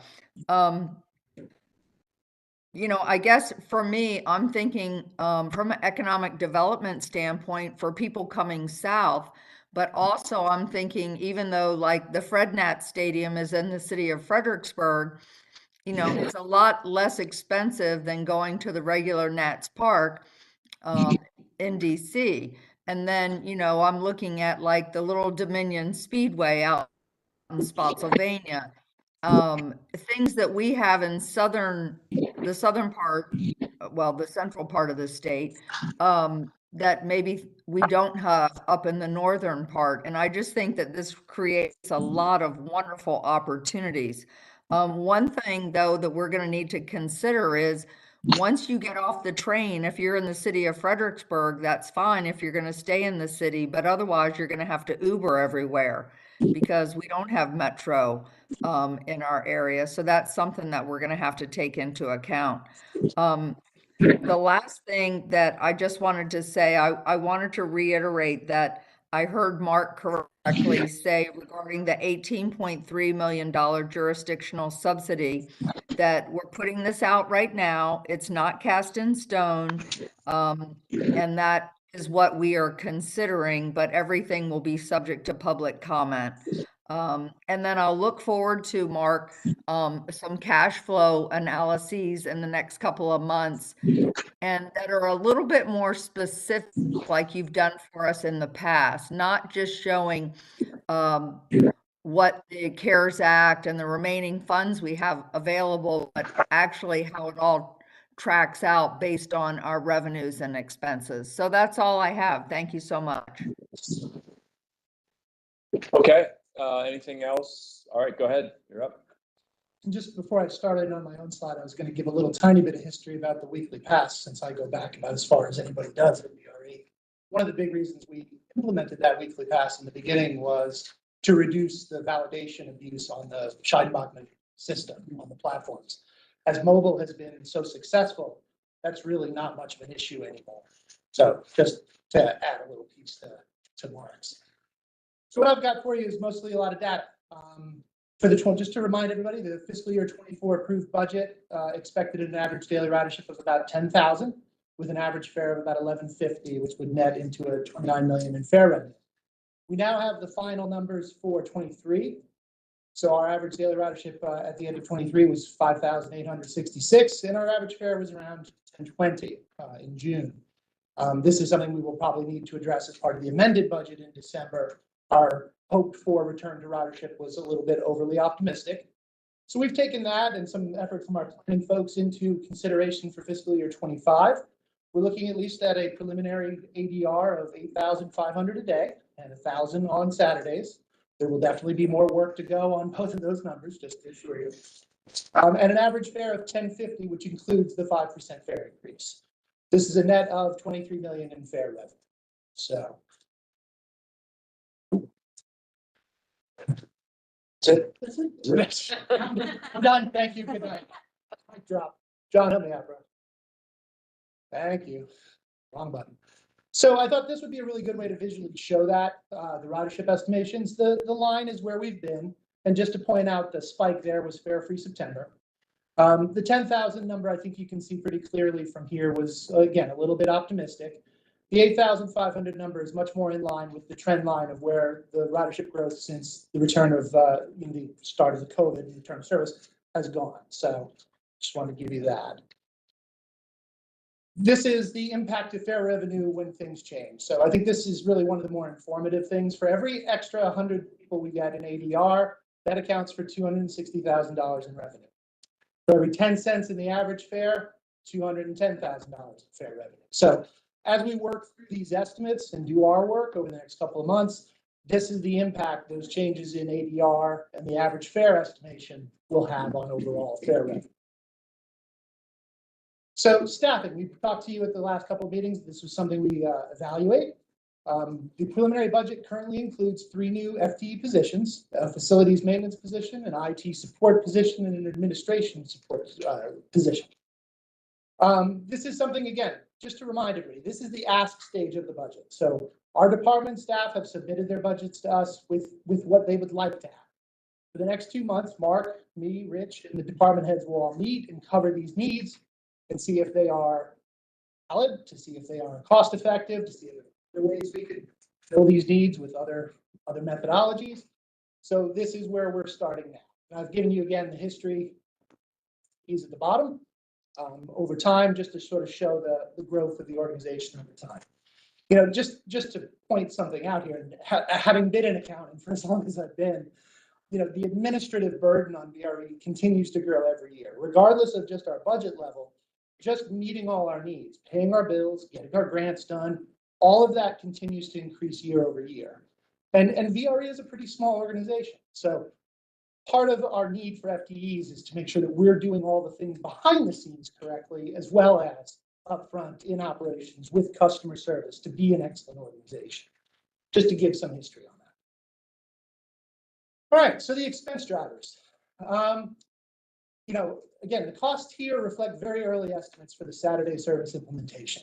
As Rich has said, as Mark has said, we still have a lot of work to do with our host railroads, with Keolis, and we don't want to get too far ahead of that with our budget estimations, but we want to put numbers in here. So we have really just sort of done a very general estimate, mostly based on the incremental amount of service that we're adding. There will be a lot more of this to come as we go through the process, clearly. Major contracts with Keolis and Host Railroads and Amtrak, most of them are driven by inflation metrics, CPI or the Association of American Railroads. Happily, the inflation metrics have started to come back to earth. Last year, I think, we talked about this previously, they were upwards towards 7 or 8%. For the last bunch of months, we're down to CPIW is less than 2%. CPIU is less than 4%. So these are good things for us. The contracts will not be, hopefully, rising to the degree they would have been this time last year. The preliminary budget estimation for most of these is 4%. That's typical of historically what we would do, since most of these metrics that actually would drive it don't come in until either October or in some cases even after passage of the budget. And that's all driven by the contracts themselves. Amtrak services is impacted, and we're going to cover this here in just a minute, by the recent railroad union labor agreement. So you're going to see sort of a material effect of that in the expenses this year. Insurance, that's all about annual increases, and we have some expanded coverage. We have cyber insurance now, which we've talked about a couple of times at recent meetings, as well as some other things. So the insurance market for commuter rail is a tough one. That's why Joe goes on a trip every year to make sure we put our best face out there and get the best rates we can, but it is sort of a market-driven issue. We sort of have to do what we have to do. Salary and fringes is currently in there at a 4% annual increase with the 3 additional FTEs. Again, I think, Mr. Kelly, this was your question, wanting to know what was deferred or what was eliminated at the preliminary stage. There is nothing that has been deferred or eliminated at this time. Again, this is the ask stage. We will be working through that over the next couple of months. So can I just follow up? Please. So all the budget requests from all the departments is currently in this. Yes, sir. You did not do any polling to get it. Not as of yet. All right, thank you. So I always find this to be one of the better charts to show you guys. This is the big picture. This is how VRE, or a preliminary budget, would spend its money. The CIP obviously is the capital side of things. Most of that is grant reimbursed. But you see the items in the various shades of blue is really core stuff related to running the trains. Train operations, maintenance, and equipment, that's Keolis. The access fees and host railroads is our CSX, NS, and Amtrak. Mechanical operations and diesel fuel is in-house costs, but again, directly related to maintaining the equipment and obviously operating the equipment with diesel fuel. The insurance, the debt service, which backs the rail cars, and now the bond 2022. And so the 2 yellow pieces there at the bottom, the other departmental costs and staff and salary, is where we do, obviously I do a lot of my work over the next couple of months, working with the department heads and working with the staff and with Rich. So I just think this is very informative of sort of where that around $200 million really goes. So this is the cost areas. And again, you're going to see a lot of sort of anywhere between 15 and 12%, because we're estimating about 4% for annual increase and about 8% for Saturday service for many of these things. The one I wanted to sort of peg was that 32% for Amtrak services. And we did the research, and that's really primarily about the labor agreement. These are specifically labor costs for the dedicated and partially dedicated positions that we get through our Amtrak contract for services. So that is unfortunate, but it is part of just the relationship of working in the railroad industry. There are union negotiated contracts and such, and we are subject to that when we make these kind of contracts. So you had mentioned, I think we just heard, the jurisdictional subsidy in right now is at the 18.3 million figure. Again, this brings us back to the level that we were at 2021. And just a reminder, if we had kept subsidy growing with inflation, we would be closer to about 22 million right now.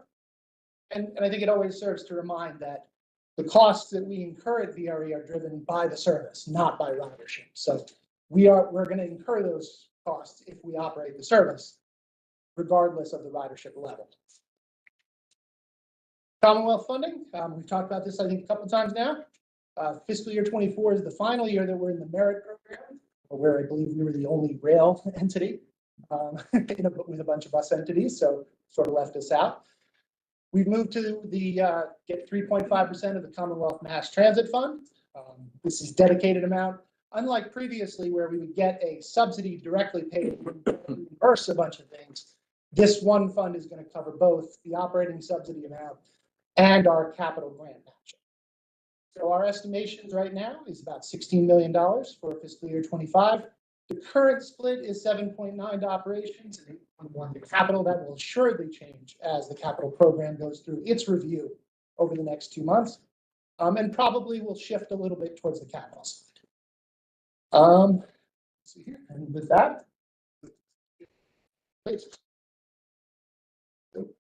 Okay, so Mr. McLaughlin and Ms. Franklin. Back to the Commonwealth slide, but please, just to clarify, that slide was about the merit funding? No. Or does that include the VRE access fees? No, it does not.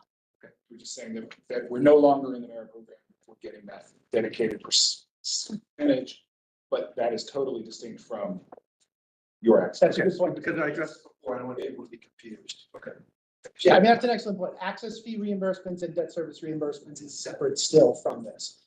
This was explicitly the operating subsidy, which was, the big chunk of money that we would get from the state in 4 quarterly pieces each year. And then the state match to our capital program, where we'd have, 80% federal, 16% state, 4% local paid by us. This now takes that state portion of the capital match and handles that. So we'll just get those funds basically in advance at this point, under the new system. So. Ms. Franklin. Yeah, sure. So actually on the same slide, the second bullet for the Commonwealth Match Transit Fund, can you talk a little bit more about that? I've always talked about the need for dedicated funding going towards transportation, whether it be our bus service, rail. Is this in fact dedicated funding for the future or just for FY25? For the future, yeah. So this is new methodology going forward. So we can count on about this amount, maybe more, maybe sometimes less, in dedicated funding from this particular account, I'll just call, moving forward. So in 2030, we will still be able to rely on this fund. Unless there is some other change at the state or legislation that changes it. Yes, this is the new methodology moving forward, just like we were in the merit program for a bunch of years prior. I would defer to. Sure. And is this just for rail or is this for also our bus system, all local transit? This is VRE. This is specific. So this is specific to VRE. Yeah, we basically are a carve out off the top. Good. So I'm assuming this helps out quite a bit when we talk about budget or would we like to see more? But we would like to see more, but I think I'm speaking out of school with that. But no, it just presents us with some new challenges. There was always a lot of uncertainty, like we were saying, with being a rail provider in a primarily bus program, that caused issues. But this is, for us to have a dedicated funding source for VRE, that's something to really, for other transit. We have two actually, we have this and the C-Run. Let's not go. I know, think smaller. Okay. Anything else, Ms. Franklin? No, I think that needs to be highlighted, really. I guess it is being. This was our big legislative accomplishment last year, and you were chair, so you get the credit. You the thanks. Okay, Ms. Gary. Thank you. What determines what determines? There are performance measures that get applied, so yes, that is the maximum. And we're still sort of talking with DRPT and they will ultimately be making recommendations to the CTV about exactly what metrics to use. It's going to relate to, are we being cost effective? Are we being safe? Are we being reliable? I just had a quote on the ridership slide. Because obviously, we were optimistic, last year, probably around the federal return to work, maybe different expectations there.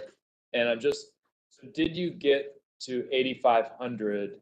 It looks like it's just the through line, the trend line extrapolated out to FY20. Is that It's a little bit of that, certainly, but it's also, we've met with Nick and Christine in sort of collaboration with the 2030 plan and the work they've been doing with the strategic plan to see, again, leveraging the work that Cambridge Analytica and the consultants have done as to where they expect us to be sort of further down the line, using that as partially a guide. Because as we've said before, it's very difficult to sort of see when the return to ridership is going to happen or at what rates it's going to happen. As things change sort of external to us, we still need to project that number out. So it's definitely a part of that. This is as much feel as it is art, or as it is science, but we definitely leaned heavily on our planning folks to help us out to reach this number for prelim. And again, this is very much a prelim number. I guess, yeah, preliminary, got it. I just speak for myself. I would prefer us to be conservative in those numbers, at least for the purposes of the budget. I tend to agree. Maybe that's what we're doing, but as we drill down on it further, I think that will put us in the best position in the out years, right? Absolutely. From the planning perspective. Okay.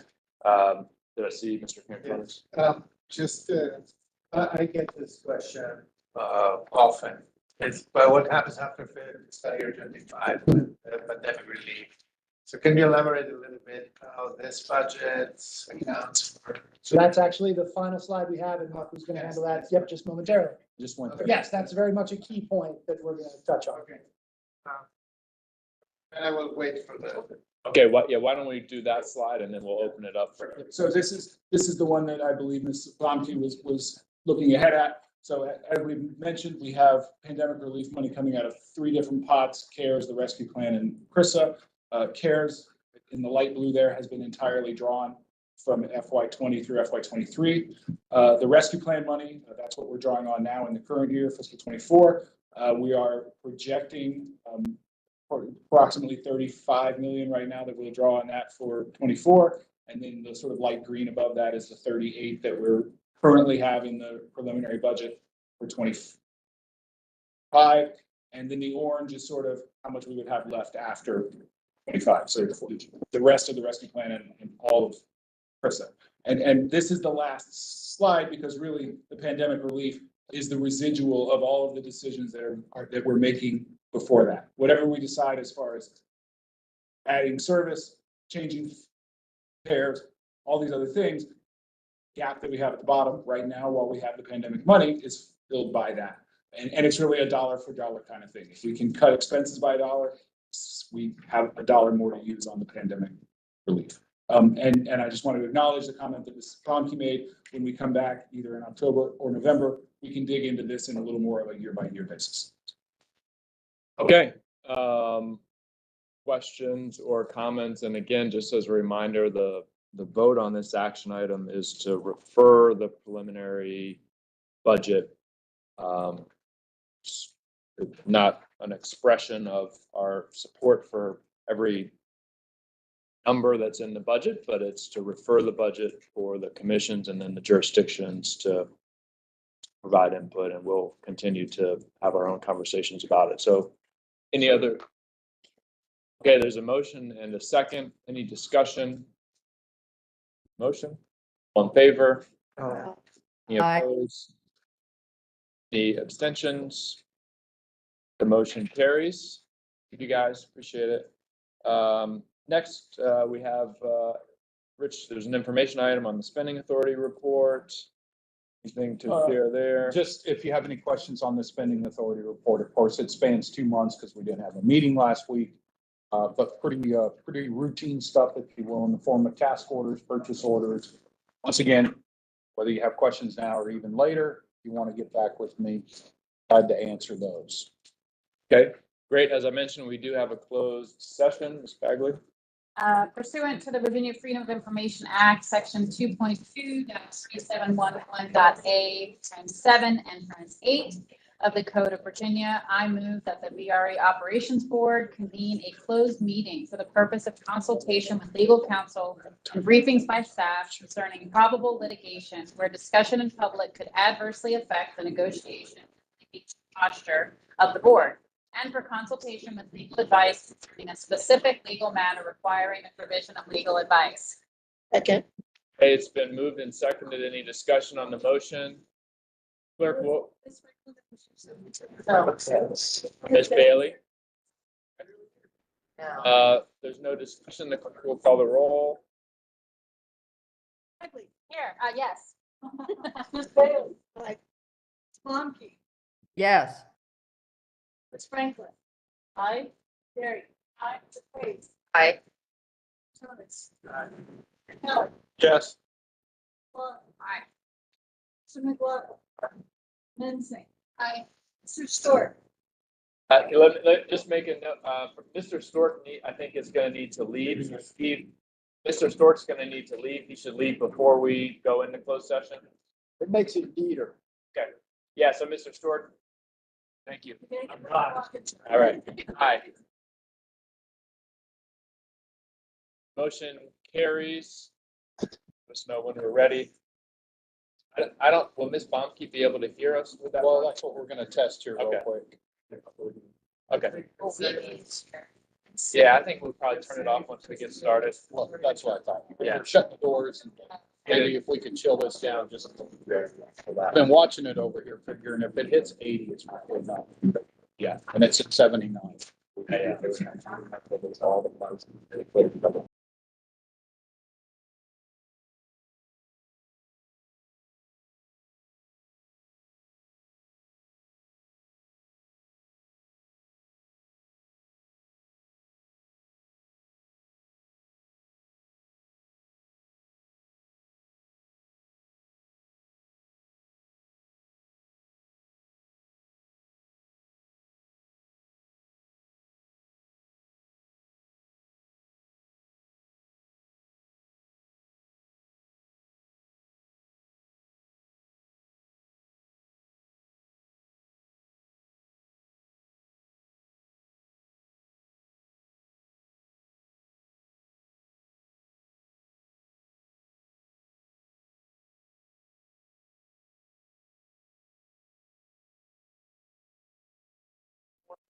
we're in front of there. Ms. Bromke, can you still hear us?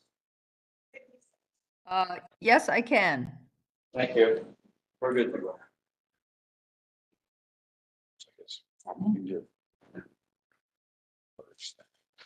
All right, the VRE Operations Board certifies that to the best of each member's knowledge and with no individual member dissenting, at the just concluded closed session, only public business matters lawfully exempted from open meeting requirements under the Freedom of Information Act were discussed, and only such public business matters as were identified in the motion by which the closed session was convened were heard, discussed, and considered. Is there a second? We'll call the roll. Ms. Bagley. Aye. Ms. Bailey. Aye. Plumkey. Aye. Ms. Franklin. Aye. Ms. Gary. Aye. Ms. Hayes. Aye. Mr. Carantonis. Mr. Kelly. Yes. Ms. Lawson. Yes. Mr. McLaughlin. Ms. Mensing. Aye. Mr. Stork. Mr. Waukesha. Aye. Motion carries. We have a motion coming out of closed session. Ms. Bailey? Yes, Mr. Chairman, move for approval for Operations Board Resolution 1109, 2023, authorization to execute contract amendment for construction of Quantico Station improvements.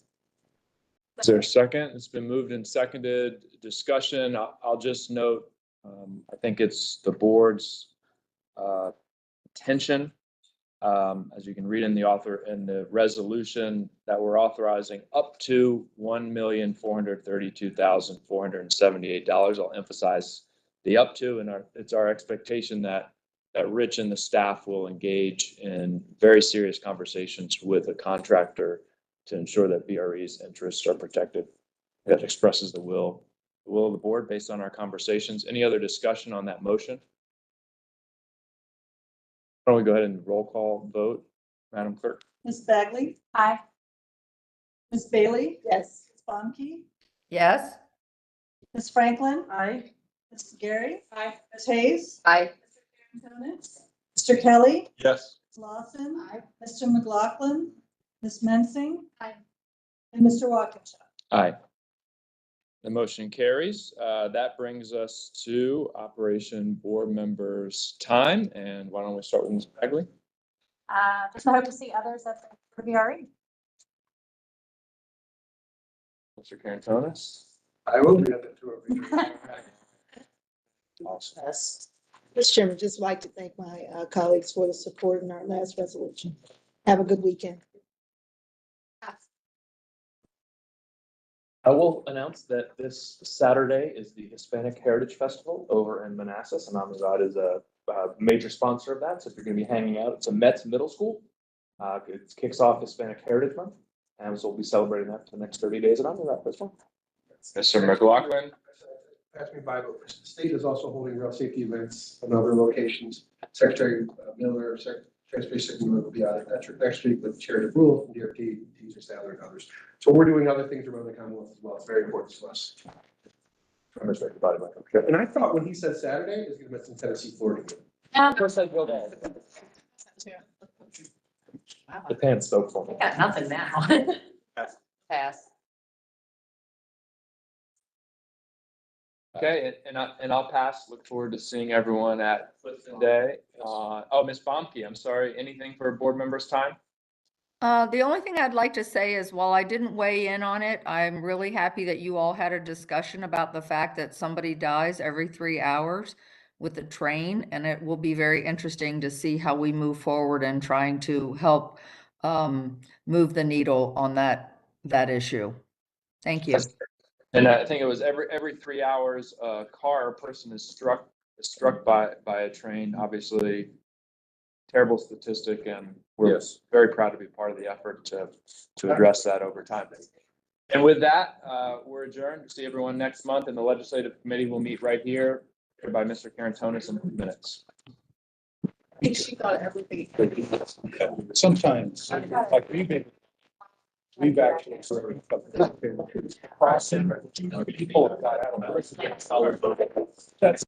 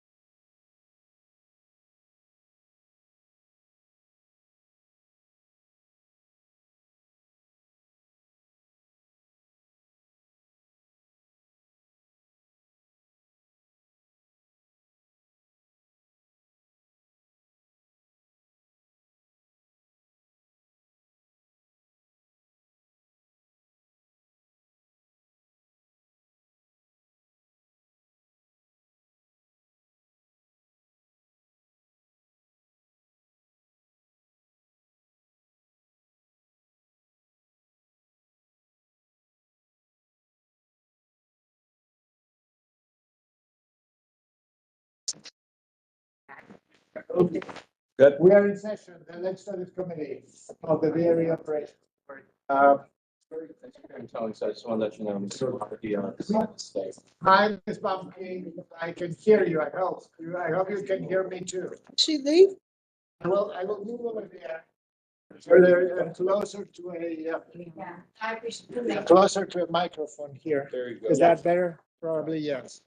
Yeah, as a reminder, while the video is not playing on YouTube, the audio is playing on. Excellent.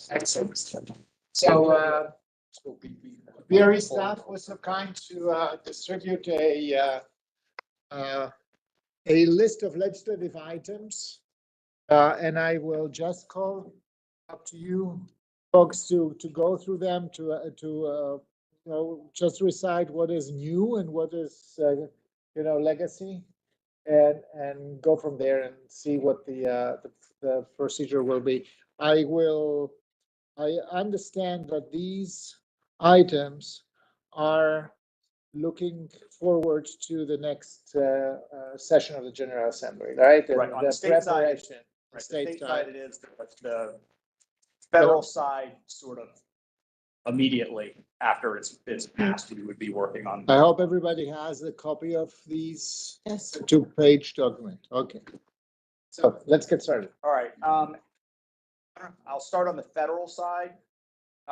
So the federal grant program is something we watch every year. So you would have seen this before the last 10 or so legislative agendas. The rail passenger transportation liability cap is a new issue for us. We've been paying attention to this, but we think we have an actual ask at this point, and we are working really closely with the industry, in particular with the Commuter Rail Coalition.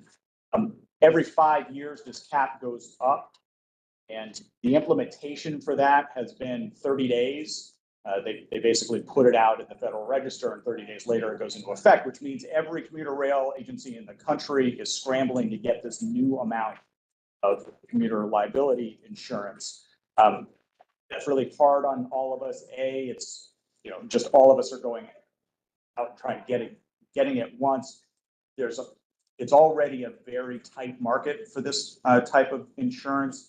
And as you can imagine, when all of us are going out at once, we're not getting the best prices that we can possibly get. So we would like the feds to change this to something like a 180-day implementation period. In our case, and a lot of agencies' cases where they start their new policies on July 1, that would just mean that the new number is part of our New Year's policies that we got. So as we're going out to get the policies for the next year, it would be at the higher number. And we think we're going to have a lot of support from the other transit agencies as well. As a matter of fact, Rich and I will be with the Commuter Rail Coalition next week, and this is going to get brought up there. Short question so that we can wrap up. If there are any questions in between, I think let's do them per item. Sure. So that we don't lose the path of thought. Are from the Virginia Coalition any legislators or for Virginia Coalition, for the Virginia delegation, Congress delegation, any legislators that are particularly interested in that or particularly opposed to that? I don't think there would be anybody that would pay. We actually think there won't be anybody nationwide that's opposed to just changing the timing of it. There's also discussions about, in the future, could we talk about how much it's going to go up every 5 years, that sort of thing. That may get pushed back. In particular, the other side of this issue is the trial lawyers, which we all know have a pretty strong lobby.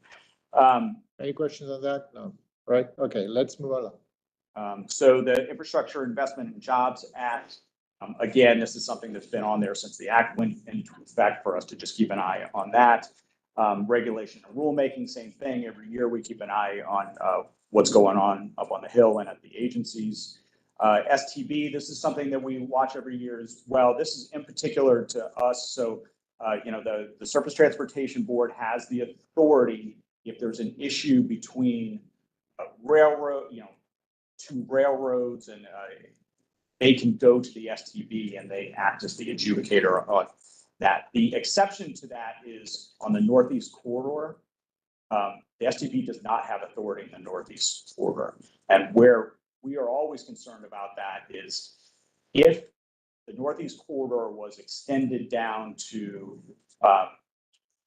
Union Station and was considered part of the Northeast corridor, then if we ever had an issue with Amtrak, we would not be able to go to the STB for that. And we want to make sure that we always have the ability to go to the STB if we have some sort of conflict with Amtrak on that. So we'll keep an eye on that. Or anything to add on that, Aki?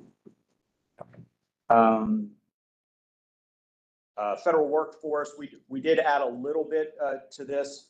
You know, we want to keep an eye on what's going on. We're not advocating in any way for federal workers to go back to work a certain amount. We just want to keep our ear to the grindstone on, you know, ear to the ground to listen to what's going on and, you know, be prepared for that. We do think that it would be beneficial as the government is talking about right sizing their footprint in the DMV to make sure that they are considering that they are placing federal workers at the most advantageous place for public transportation to be a mode they can use. Places like LaFont, where you have Metro and VRE, and in the future, possibly MARC that will be going there. Same thing at Franconia Springfield. You know, if you were to place, say, a major headquarters like the FBI, let's say, you know, you're right there where you have Metro, you have Fairfax Connector, and you have VRE. So we just want to continue that conversation up on the Hill that as they're talking about this, we have, you know, it makes sense to place federal workers close to where they can use transit. Mike? I'm hearing that there's one person at the LHA I talked to, going back to work 3 days of pay period, to be increased to 4. I know it's not going to make a huge, not per week, but per pay period. So not going to make a huge step, but it's just. We have a list of 70 agencies that are predominantly, you know, there's like over 400, if you will, and even entities within agencies. So we monitor 70 of them, and we're getting sort of a mixed bag too, 3 per pay period, 4 per pay period. So it's all over the board right now. So if I could share with the committee a proposal that I'm going to put the other hat on, has actually been working very closely with Metro on, and actually we've got a fair amount of traction. I was up on the Hill yesterday, and this is something I think VRE would benefit from is actually capturing the lost revenues that our federal agencies were providing to transit benefits. We've done some work so it is required by law. It started actually as an executive order, but they're required by law that all federal agencies in the national capital area must provide their employees transit benefits. That is a budget item. In the working capital funds, that's sort of the administrative or part of the administrative budget of all of these. It's like 3,200 federal agencies in the national capital area. In 2019, they budgeted to the tune of $153 million. That funding went to pay the transit benefits of their employees, right? So that's like the folks who are using VRE, honestly, as well as WMATA. WMATA probably gets 80–85% of that share, and that's why we've been focusing on the Metro side. But the proposal we have is actually to look at, so that was $153 million. In FY23, those same agencies budgeted, and I don't have the numbers right in front of me, but it was somewhere in the $40 million range. That is a huge loss. Actual operating revenues, it is real dollars that's going into VRE, it's going into WMATA, it's going into OmniRide, it's actually going to most of our transit systems. So the proposal that we have that we actually would like OMB to administratively do, great if we federal code, but I think we think it's easier, is for OMB to direct those same national capital areas to create a fund through the working capital fund that would find its way over to FTA and then back down through what's called a split letter, whatever, back to our transit agencies that get federal money to help them with their operating. The idea could be a permanent, like there's always a per FTE fee that's basically each federal agency would pay. The other thing could be is that it's temporary until transit benefits meet their FY19. So yesterday alone, I talked to Connolly, Fire, Wexton, Warner and Kane's staff. They're all very excited, probably because it's not them, but it's asking OMB. We also have had conversations with OMB. They've not shut the door. I'm not saying that they're excited and enthusiastic, but there was not a no, there's a huh. And so anyway, so I just want to put that out there because the proposal that is moving through is something that would benefit OmniRide, it would benefit VRE, it would benefit actually Mark, MTA, as well as WMATA. And one of the benefits of this approach, not unlike how transit benefits is budgeted, it somewhat spreads that investment around effectively 3,200 organizations as compared to being a big target appropriation that sits in one organization. So I know I talked really early on so we're kind of getting a little bit more momentum. It's a long shot. However, I would definitely appreciate if VRE wants to put something, we've got some language kind of drafting in the MBTC, again, innovative approaches to support operating funding for transit agencies, something like that would be consistent and we could all work together on moving that proposal. Oh, thank you, Kate. Yes. One other advantage of this is we don't become victims, especially for those of us who don't have monthly passes, et cetera. We're not victims of the government shutdown. You go back to 2019 when we had a 45-day shutdown, that was $150,000 in net lost revenue. So having that budgeted share, giving some opportunities, yes, it's appropriation, but what we're doing is we're bypassing some of those transactional nightmares and it's actually providing the baseline stability until we get to that point. Downstream, it'll be an issue when everyone's riding again if that funding were to go away, but it provides a little bit of backfill for us, and that's something that we have discussed as well. Kate, just a question. What are the agencies doing now with the earmarked money that they're not spending? It's not earmarked, and this is where it becomes a little bit. I mean, it's purpose, but, I mean, they cannot fund this money anywhere else. They cannot would put it into a future budget. And that future budget then is a part of the appropriations process. So, OMB is always looking for places to cut items. So when you go from the 2019 and then they put together their FY 2020 or their FY 21 budget, they just reduced the amount that was included in that budget line item. So this is not money that's sitting around. I want to be very clear. There's no surplus. There's none of these agencies are sitting on money. Most agencies do a 1 year. Oftentimes there's sort of use or lose mentality in September. So this would be looking at future budget development at those agencies for them to be putting something in. And I just had this conversation with Randy Clark. He's like, oh, can't we just scoop up this money doesn't exist at this moment, but it could exist in the future. Yeah, I was just referring to the general assumption that federal agencies are basically not very, they don't like to lose budget items or budget purposes. So it's not like, they will try to rationalize their budget and make it more efficient, etc. But on the other side, they don't want to lose something that they have already. And, they all seem to have transit, but transit benefits, that line is still there. It's just 75% less than it was 4 years ago. I see. Yeah. Okay.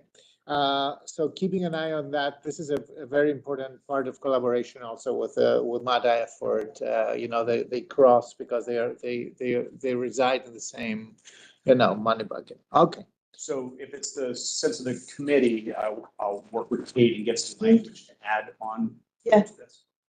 But we're definitely supportive of that. And then just one more point on the transit benefits as we work with that is, we've been talking about encouraging that, biking, whether it be biking to VRE stations or biking as your commute be included in something in the benefit package is allowable. Great. All right. So if there's no other questions about the federal side, do you have anything you want to add on the federal side? Okay. So then on the state side, the first issue here is definitely brand new. This is the commuter rail exemption for Virginia state tax on surplus lines insurance. So we're in a usual situation here where, so we have to buy these large insurance policies for liability. And in the code, we don't get taxed on it because we don't buy it directly. We have a broker that buys for us. The broker gets taxed on that, but then of course they pass that cost on to us. We want to figure out a way to not have to have them not pay that tax so that they then don't. It's not a huge amount of money. We're talking about $95,000 a year, but you know, any sort of cost avoidance at this point is a good thing. So we would like to advance legislation that would give an exemption to rolling stock and maintenance facilities, et cetera, for commuter rail. There's precedent for this already because there is already an exception for rolling stock and maintenance facilities for interstate commerce. So CSX, Norfolk Southern, they don't pay this tax. Only the brokers who are getting insurance, for other agencies and, us are paying this tax. So we think this is I'm not sure anybody ever thought of this, and it just so happens that at VRE, your government relations guy also happens to be the guy that does insurance and noticed this and went, hey, this is silly that we're paying this. So we think this might be a pretty easy fix. The next step, if we want to move forward with this, would be for us to go down and talk to the state, which commission is? Insurance Commission. The Insurance Commission and probably the tax department, and figure out what's the right way to go about this. But again, at the end of the day, we get funded by the state that we're then turning around and paying for a state tax. Doesn't seem to make much sense. So hopefully we can do something about that. The other one that's brand new on here is the future additional service. Had a lot of discussions today about, the budget. How are we going to pay for additional service? It is great that we have this dedicated funding source now, the up to 3.5%. But at the end of the day, that pot only grows by that amount of money for us only grows by how much the pot grows. So if we are adding additional service, that in no way is going to get us more money from the state to help with the operating costs. So we want to make sure that the state understands, the legislators understand that right now, in order to run more service, those costs are going to end up being borne by the local jurisdictions for the most case. So, I think this is just the start of a discussion. I don't think anybody thinks this is the right legislative climate to be asking for more money at this point. But I think we start the discussion of if we're going to run more service, it sure would be nice if there was some additional state support to pay for that service. We heard already here the interest in this, dedicating funding sources, et cetera. And I think there is an appreciation of how difficult this will be. Right. At least at this point, but speaking up is important. Any comments on that? Ms. Bumke as well? She's like. Oh, she left. Okay, All right. So CROC is our other dedicated funding source. Every year we want to make sure that nobody's messing with our CROC money, so we'll keep an eye on that, and we continue to look at ways to diversify. We specifically call out CROC, but it'd be nice if we could diversify all of the funding that we get, so it's not just based on gas taxes, because we know that is not the most sustainable revenue source at this point. Restoration of lost transportation revenue resulting from the elimination of the state's sales and use tax on groceries. This is something that came out last year because they changed the way that they tax some items. So we're gonna keep that on there to continue to talk about. I don't know if I need to talk to Amy, and I'm afraid Amy wasn't able to be with us today. Told her to text me if she had an issue, but I also don't have my phone right in front of me. But if the dollar amounts have changed at all, I can update this before we bring it to the board next month if the dollar amounts have changed. But again, this is just sort of making things whole if it's possible. Transportation authorities, we've kept this on for the last couple of years. There have been transportation authorities that have been created throughout the Commonwealth over the years. They created one that included some of our jurisdictions. This in particular would be Fredericksburg, Spotsylvania, Stafford, we would want to be in on that discussion as they did that. And then FOIA stuff, every year there seems to be some changes to FOIA, so we'll keep an eye on that to make sure it doesn't do something that would cause us, become particularly onerous for us to keep up with. Okay. So is there, Ms. Bailey? I just want to know, freedom of FOIA, but should it be FOIA and COIA, or is that the same? Or should it be, or should we even consider it? I mean, FOIA is the only one that we have been dealing with. What's the other one? A conflict of interest act. We must follow that. I suspect for VRE, it's not necessarily because that would be handled at the jurisdiction and the commission level. Commission level. Commission's verified with me that they've. Okay.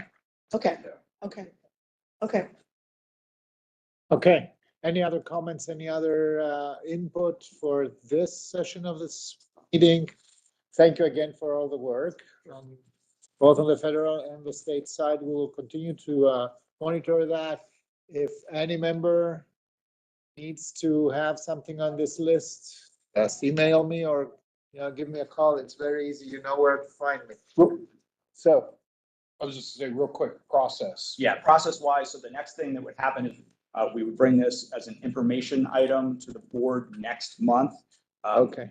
And that's normally there's normally a pretty decent amount of discussion at the board level, which is why we started bringing it as an information item the month before. So we're not trying to change things at the time that we're taking action. So we'll discuss it next month. And then the following month, bring it as an action item. That's a recommendation to the commission. Actually have to pass the which translates into bringing that to the attention to your respective staffs. They probably have it already, and ask for their input on this, and provide this feedback early and timely to this process. Thank you all for that. Motion to adjourn. Really.